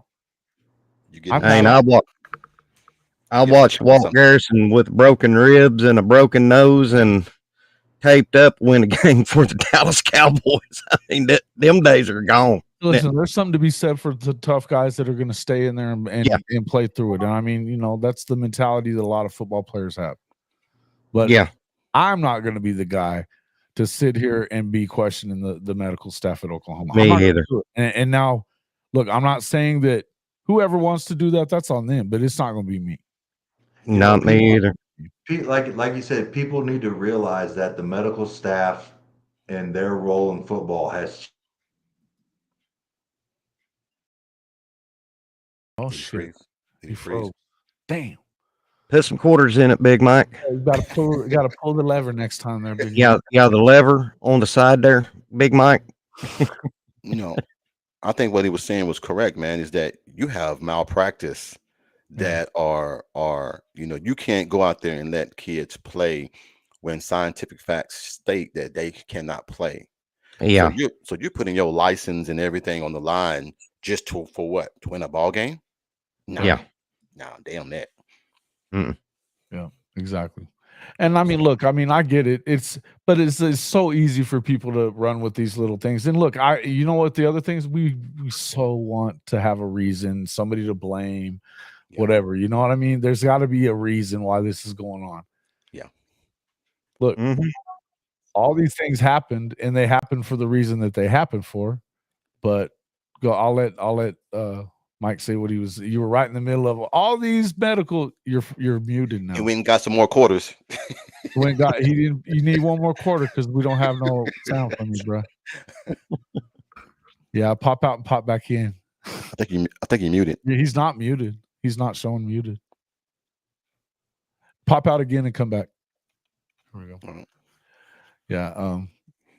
Yeah, he needed one more quarter, I think. You can't put Kadem Helms at tailback. You can't do that. At H-back? Yeah. I mean now? Yeah, we got you. Man, Yeah, I went on a nice quarter. I went on a nice rant. And only to be frozen up. Ain't that a bitch? Oh, ain't that a bitch? Okay, yeah. So go with it. Rant on. Go with it. What did y'all hear? The medical staff. No, I just heard these medical staffs. Oh, well, people got to realize that like they are like it's different from back in the day when I played. Like the best interests of the players are at heart. Like they're not gonna put those people at risk. And like back when I played, shout out my medical staff, because I stayed hurt, but they did whatever I asked them to do so I could play. And that's just not the case anymore. The landscape has changed, right? Because again, legally they can get sued for it, and universities. Yep. So there's a fine line between playing and maybe getting into crossing that ethical line of where doing something for a player to make him play, and it could come back. And not even because you can trust doctors a whole lot, but because they get sued. And that's the whole thing. In this society right now, people get sued all the time. So if there was something like that going on, look, man, let's just put it this way: it wouldn't be quiet. And that says a lot about our society, right? And suing and stuff like that. We've kind of gone soft. That's a whole nother podcast. Yeah, you know what I mean? That's a whole nother pod. But dude, I wasn't suing the university when I was in college for I wasn't doing that, man. Like I was out there trying to ball. I was trying to play. I was tired of being hurt, and I was gonna play hurt, and that's just what it was. Like, my sophomore year, my shoulder came out 18 times. And I just kept playing. Like I got to the point where I would just pull it down and it would pop right back in, and I wouldn't even come out. It didn't even hurt anymore.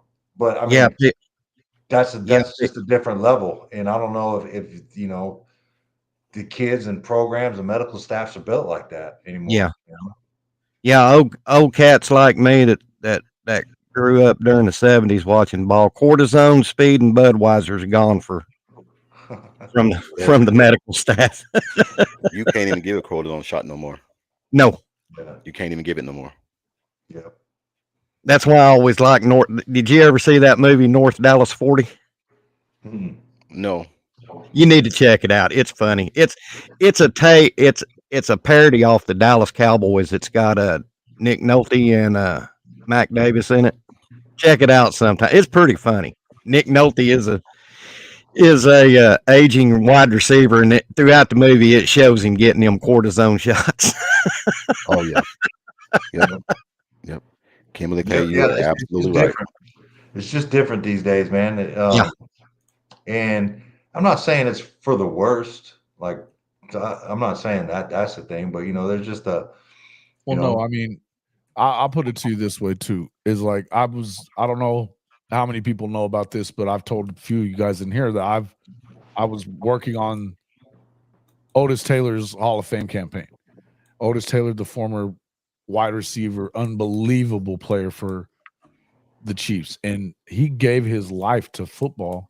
Literally, the last 10 plus years that he was alive, he was bedridden and couldn't even speak to anybody because of football. And he was that guy that never went out of bounds. He was the tough guy, the tough receiver. He actually blocked, unlike a lot of receivers today. Yeah, and look at the Tough Tyler guy. Rose. Look at the Tyler Rose, Earl Campbell. It's That's sad. right. Think about that. And so, and look, I mean, Otis was. There's a lot of people in Kansas City that'll tell you today that that's their favorite football player of all time, and that includes, you know, Patrick Mahomes and all the guys that are on this Chiefs team right now. So it's sad. But they can't be a part of that anymore because, like the NFL, I mean, that lawsuit was real deal shit, right? Yeah, it was. Oh yeah. Jay from Unfair Sports just released recruiting updates on Jaden O'Neal. Be sure to drop in and check on that. Yep. Everybody should make sure that you get in there and check on that as well. But yeah, and Kimberly K, you're right. You with what you just said, you can't risk your reputation. You just can't do it. And not only that, but you'll risk your career. Period. Your license, medical license, all that other stuff. Yeah, you just can't do it. And look, I think it is for the better because listen, I can tell you, I played an entire half, at least once that I know that I can tell you about, that I played an entire half of football after a concussion. Don't remember it. Yep. Don't remember the half. Yep. Hell, and I was playing as a freshman. I was playing quarterback, and on the B team, I was a B team quarterback and an A team receiver, and got the shit kicked out of us in this little small town. They played their varsity all the time against us. You know, we're freshmen. We're playing their varsity. I mean, line wasn't that good as it was, and you know, you get the shit beat out of you, and just, I mean, I can just tell you it happens, and my mom was none too pleased. But you know, that you just don't even end players that I wouldn't have came out if I'd have known that I was hurt that bad. I wouldn't have came out either. You don't want to. Yeah. You want to play through the shit. The I heard you knowledge. saying about putting your damn shoulder back in. I mean, that just sounds like normal football players to me. These days, you can't do that to them, man. You just can't do that to them. I never took a shot, but I definitely knew what smell salt was. Mhm. Never Mhm. knew. I think Sooner Legend, we might know this. We were playing Salisal. I think it was 91, my last year, and had a breakaway. And I didn't see this one guy coming, and he lit me up to where I did a flip, came down on my head, and I laid there for about. Oh, that was you. I wasn't at the game. It was in the paper back in the day because I laid there for a good 3 minutes. Yeah, we was watching this local sports that night on Channel 9 in Oklahoma City, and they always showed high school. I remember that. It was. I mean, it was well documented, man. I laid there for a good 3 minutes, 2 or 3 minutes, and they had to do smell salt. And man, I wasn't even mad about that. Out, huh? I was mad that my mom came on the field. I wasn't even mad about the smell salt. I just didn't want my mom coming on the field because it makes you look weak. I mean, her baby laying there for 3 minutes. Wins out, looking good on offense. So we'll answer this one. I'll rephrase the question. If OU wins out, looking good on offense, do we even hire a new OC? It would be 4 ranked wins with this new stat. No, I don't know that you do. You would have to. You think you have to? With the win over Ole Miss, Alabama, LSU, and Missouri? I don't think you look for anybody else. I don't think if he pulls that off, you passed the test, bro. Yeah. If you pull off this miracle starting this Saturday, They'd probably take it all though. Yeah. Just because of how, but it would have to be. Look, I don't know that you can't win a game or something. I'm not going to predict anything like that, but I would tell you that, at 9-3, sure. You've only got 3 losses. That I think that you stick with it. I would tell you that this, we're talking fantasy land at the moment in my mind, but I will say this: if it quits, he should be done. Should it happen, I would still go. I'd still be going uncomfortable. I'd be uncomfortable going into next season. Why? because it would have proven that you got rid of the right guy. Well, that's true, but I don't know. Jason, I right now, think you win. I think you win your look. That's the epitome of acing a freaking job interview. well, that's true. That's true. I didn't think of it like that. I just complete acing of the job. There's not a question on whether you can do it. You just did it. Yeah, that's true. I didn't think of that. Shut up, Mike. I better stop hating on moms first to give our hey, who's hating on them? We're not. He said he didn't. When Coach said he was mad his mom ran on the field. Oh yeah, Jason, I'm drinking my own bath water this morning. Always without drinking your own bathwater shit. Listen, I don't think you can still do the search at that point. I think this is the epitome of what you want your coaches to do, is to go through adversity and come through the other side of it.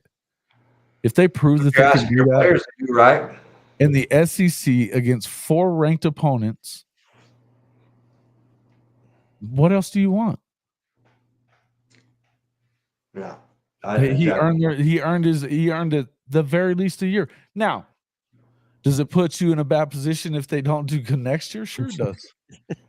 That's what I'm saying, Jason. I mean, it puts Venables in a bad position. But I'm going to tell you something. You made the hire in the first place if you're Brent Venables, so you should be in that position. But no matter what, it depends on how the OC performs while winning. Well, he said if they play well on offense and we win out. So playing well, what does that mean? I guess. What if you're going to have to play well to win out? First of all, on offense, the defense is going to have to do its thing, but you have to have offense to win.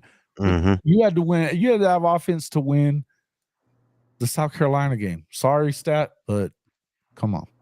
Yeah. Okay, not counting the main game. What if he goes 3-4 against the remaining SEC teams? Or 3 of 4 aside from the main game. Yep, not counting the main game. I think it depends on how you play in the fourth one. I don't think you can get blown out and not have a good offensive game. I think you have to be good on offense all the games for the. I would think. Yeah, I would tend to agree. And first off, I'm not. This was going to let everybody know that I don't believe this is going to happen. No, we're just speaking hypotheticals. Yeah, we're speaking hypotheticals. Hypothetically, why not? Yeah, I think. Look, that's the epitome of acing your exam, man. You know what I mean? It would mean average, very limited turnovers, consistently driving the field, scoring touchdowns. Yeah, that's good offense. That's what it means, Zofix. I get it. Yeah, I'm with you. Yeah, Joe John is. Let me ask you guys that. What would you? What did the rest of you think? Now I saw Stephen G said he would still do the search. Chicken says it depends on how the OC performs. I think he would have had to have done pretty well. Yeah.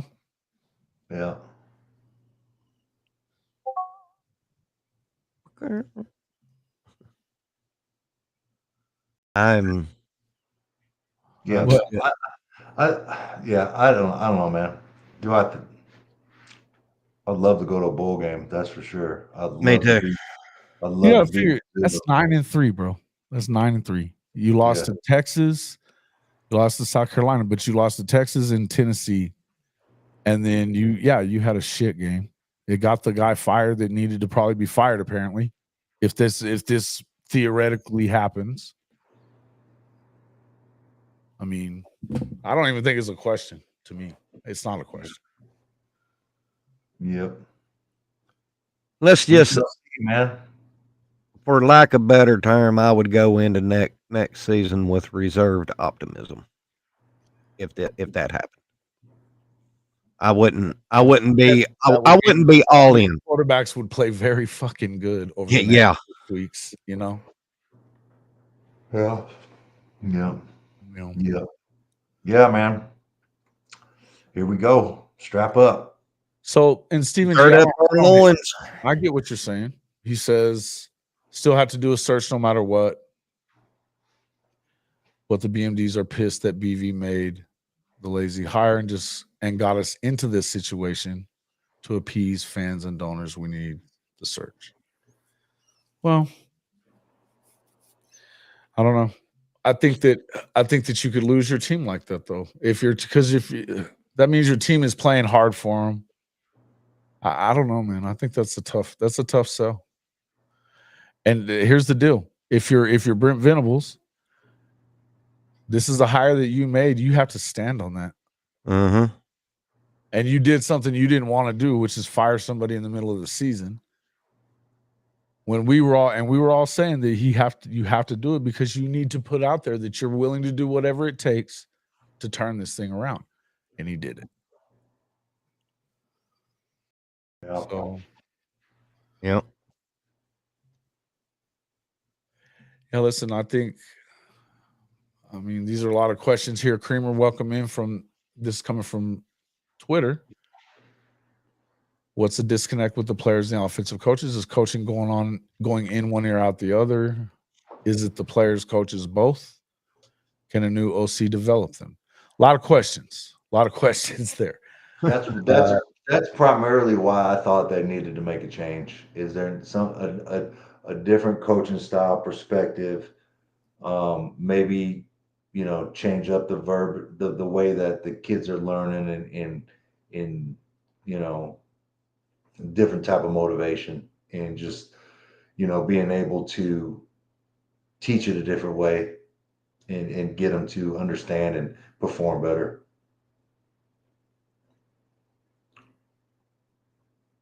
Mm-hmm. You're muted. Different voice in the room, so to speak, Mike. Yep, 100%. Yeah, I mean the questions are valid. I mean, Yeah. and I think there's, to be fair, there's a little bit of everything that happened anyway, right? Mm-hmm. Can a new voice, can a new OC develop them? I think kids get developed everywhere. Yep. I think that, you know what I mean? So I wouldn't tell you that I think that it's all of a development thing. I think you've got a bunch of young kids that are trying. Usually a freshman or two is starting, or you know what I mean? It's not that you don't have to have. They're devoid of leaders on the offense. I'd say that, right? I mean, the leadership on the offense is not really there. Generally speaking, your quarterback has to be a leader. Yeah. Yeah, that's your general. I think inherently you are a leader if you're a quarterback, right? Yeah. There's some level of that. Mm-hmm. But on a in your first year in college, at a place like Oklahoma, you should have other leaders there. You don't have a Drake Stoops now. Yeah. He's not there. And the guys that you have that are upperclassmen, Jalil Farouk, that's a leader. Mm-hmm. He would have been a good leader there. Same with Nick. I mean, I think Nick Anderson was taking a leadership role before he got hurt. We saw him at, talking to the team before, during the fall camp. So, talking about that they only had a few weeks or whatever, and then he got hurt. Listen, I think that it is what it is. Let's see. I heard, who's Mad Mix? That's not our guy you were talking about before, is it? No, that's not him. Okay. I heard Seth is difficult to please, old school gruff guy.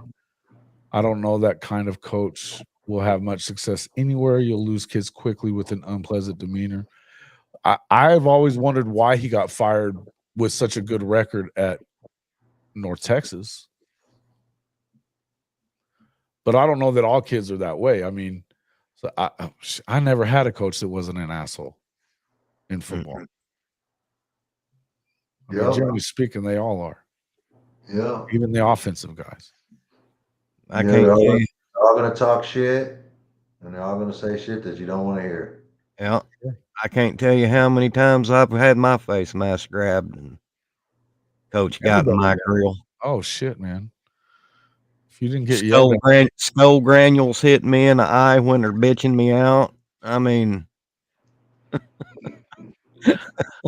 Yeah, some are better than others. But listen, he may be different. Look, But I would say that, in this day and age, it's a little different. Yeah.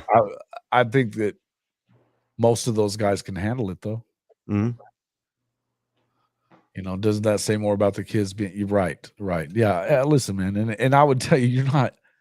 Those kind of kids aren't necessarily coming to Oklahoma. Probably now, some of them might. I'm not saying every kid isn't soft, but some of them are. But I don't think it's a soft thing. I don't think it's a soft thing here. I don't. But let's say he may not have connected with them very well, though. That's fair. Mm-hmm. You don't have to not be able to get yelled at then to not connect with the coach necessarily, right? Mm-hmm.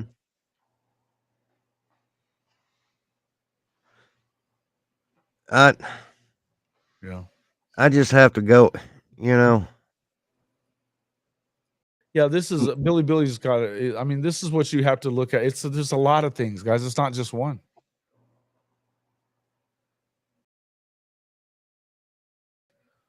I would like, I keep going back to this. Maybe I shouldn't pay attention to the pundits. Schmitty stuff, though, either. There. Mad Mix, I don't agree. I think that he keeps you from getting hurt. But maybe I shouldn't listen to these damn pundits and take it to heart. But damn, I would like to see any team go to a new conference with injury plagues like we've been and say we're not SEC ready. I'm tired of hearing that damn narrative. I mean, I really am. It's pathetic. I mean, because what? I don't know what it is. I don't know. The questions are there, and I get it. I mean, look, we're all looking for answers. Yeah, we are. I mean, but they need to stop. They need to stop with the "we're not SEC ready" shit. Well, that's not. Who's saying that? All the pundits and. Oh fuck! That's clickbait, bro. Yeah, it's clickbait. That's just to get views and shit. Hell, we ought to be doing it. Yeah. I mean, shit. But we're not gonna do that. We don't do that shit. But the truth is, I mean, look, you got to say what's real. And look, Mad Mix, I appreciate the questions. I'm just telling you. You want my opinions? I think it's everything. I don't know that it's any one thing. I think it's a lot of shit. Yeah. I'm not a fan of the look. I can tell you one thing. I saw a game plan on Saturday that had fucking tight ends going up against All-Americans on the defensive end position. All-Americans talent, and I don't know any tight end. The best tight end in the country shouldn't be doing that. No. So I don't get it. And I'm not saying anything bad about our tight ends here. I'm telling you, they're not built for that shit. So to me, I don't know that whether it's injuries or any of that other bullshit, I don't think that the scheme was good. Mm-mm. Gabe said it, or it was Teddy said, you should have. Gabe's exact words: bad plan, bad execution, bad ball security. That's how you get embarrassed. And you should have made your game plan according to those defensive ends. No shit. Because that's the best players they have on that team. Yep. Yep. Arguably. Man. We're guys. I had my attitude has changed. You guys are trying to bring me back down into the doldrums of negativity. We're not. We're trying. We're not. Mike. Do what? I heard Sooner Legends in there. What did I do? I didn't do it. No, and some people are asking about Schmitty's workouts and lack of staying in shape or okay. Guys, stop with the fucking Schmitty narrative now. God dang. But no, I don't know. How many times do we see 81 with 12 yards of space between him and the DB? Just throw the out and take what they give you. It's been no, listen. Yeah. Look. There's a lot of things that have happened. Yeah, you got young quarterbacks. You've got young quarterbacks that have been pressured. You've got young quarterbacks that might think that they're their coach might kill them if they throw an interception. Yeah. I know that they played timidly.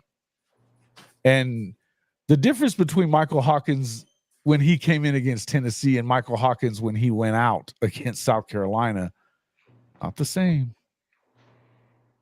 Not the same kid. My light bulb. Get that back.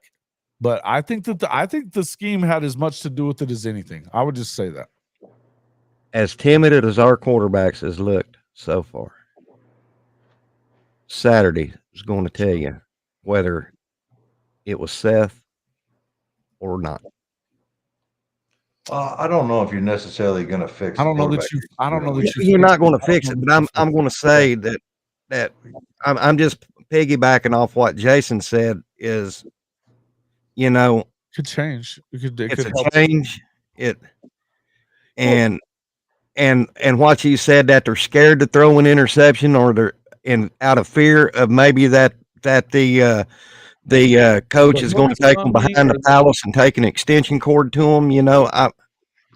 It feels like that wouldn't have ever been okayed though by anybody there. So then again, look, man, I think that coaches coach hard, and that could have been what you. I don't know. I don't know Seth. I don't know Seth. I don't either. I mean, I probably shouldn't.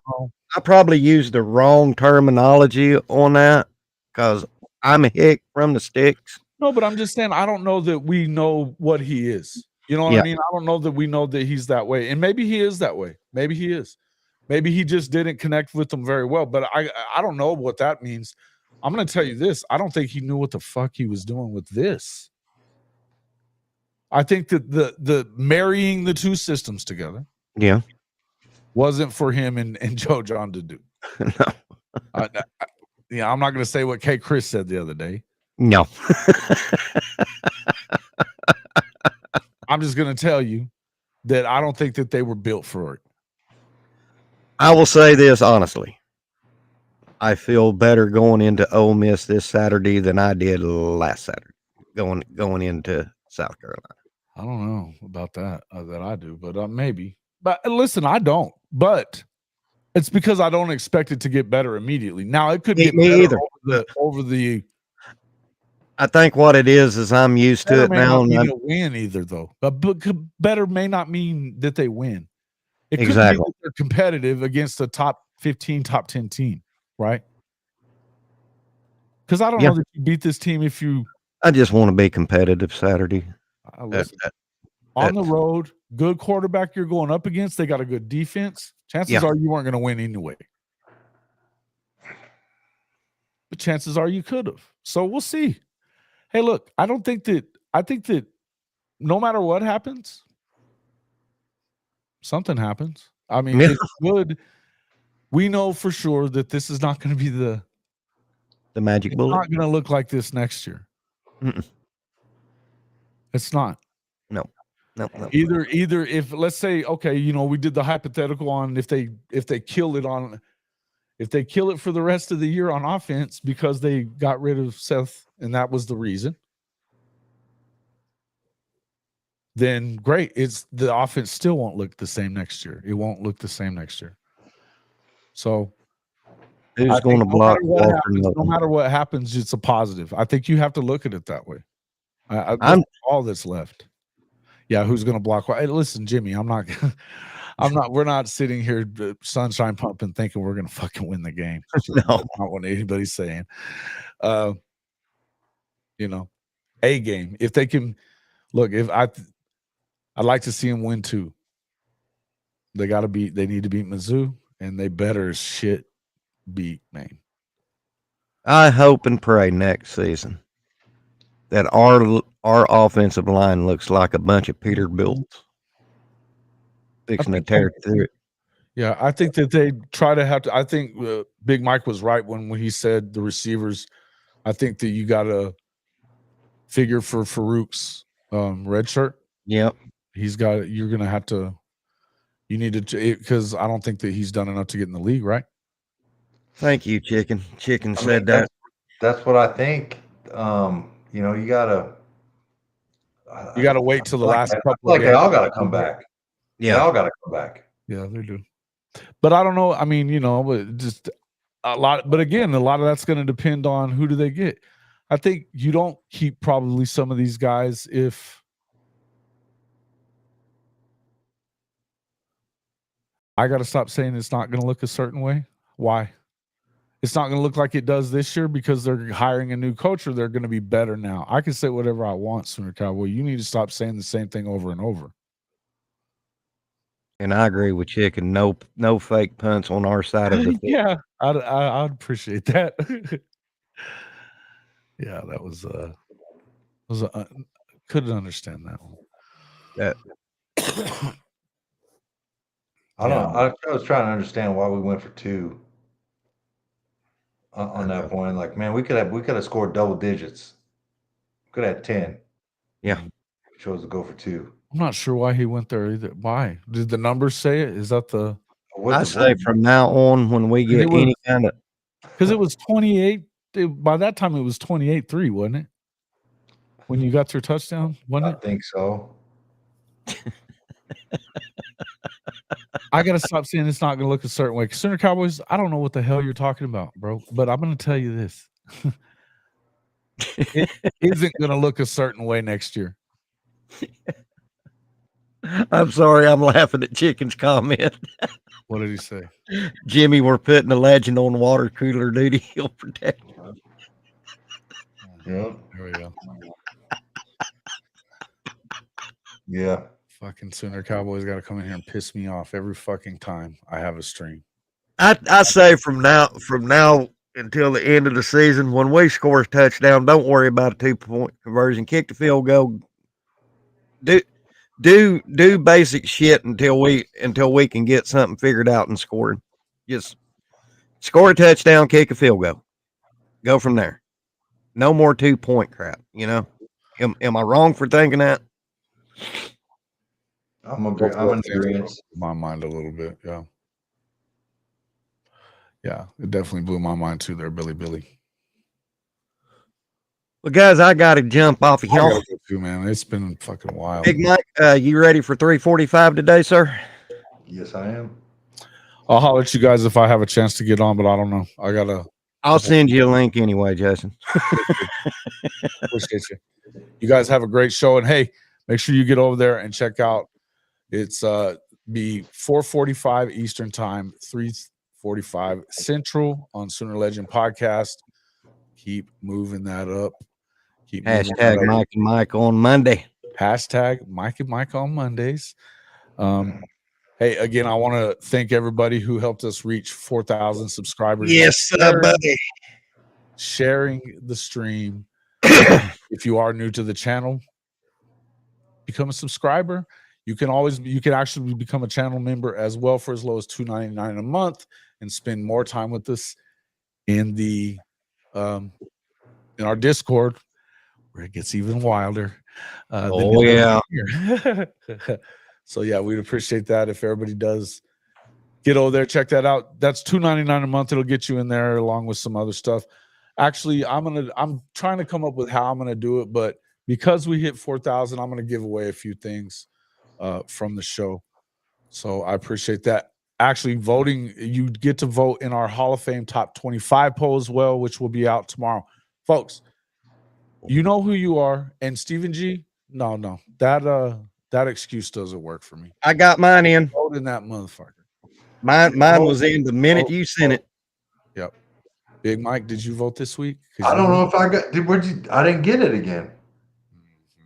Check your damn spam filter. If you haven't seen it already, check your spam filter because this is a fairly new email. So it could not be there. Mad Max. I was thinking about it last night, and I was like, man, I didn't get it. Oh, it's there. Check it. If not, here it is. Okay, it's in there. Yep. Was it in spam? Yep. Yeah. And mark it as Jason, not spam, please. Mad Max subbed you. My man, appreciate you, Mad Max. Good to see you in here, and I appreciate you guys' questions. And look, man, I love everybody coming in and talking with us and stuff like that. Sooner Cowboys gets on my last damn nerve. But you know that. The rest of you guys are good. Shit, guys, I'm sorry I didn't come with the juice today. It's been crazy. Well, it's been fun. It's been fun, man. It was a good day today. I enjoyed the show. Look, man, this hard conversations have to be had. I think that we don't have it as bad as they got it there. So it is what it is. Listen, that's what they pay these guys the big bucks for, is to deal with this and figure it out. So I think they're gonna. I don't think that this is a bad football team. As far as we know, there's talent in there everywhere. Mm-hmm. So there's got to be. There's a few things that have gone on that have kind of conspired against them being good on offense. The scheme, I think, has been a big part of it, though. And if this is a result of what they decided to do because of Seth Littrell, then I think you got to go fix it. Mm-hmm. You'll get an opportunity. And look, I don't think anybody expects them to win every game, but we need to see something. We need to see something. At least get us to a bowl game. And next year, they will put the money out there to get the right guy, no matter what. I think that's a given. This is fucking Oklahoma, folks.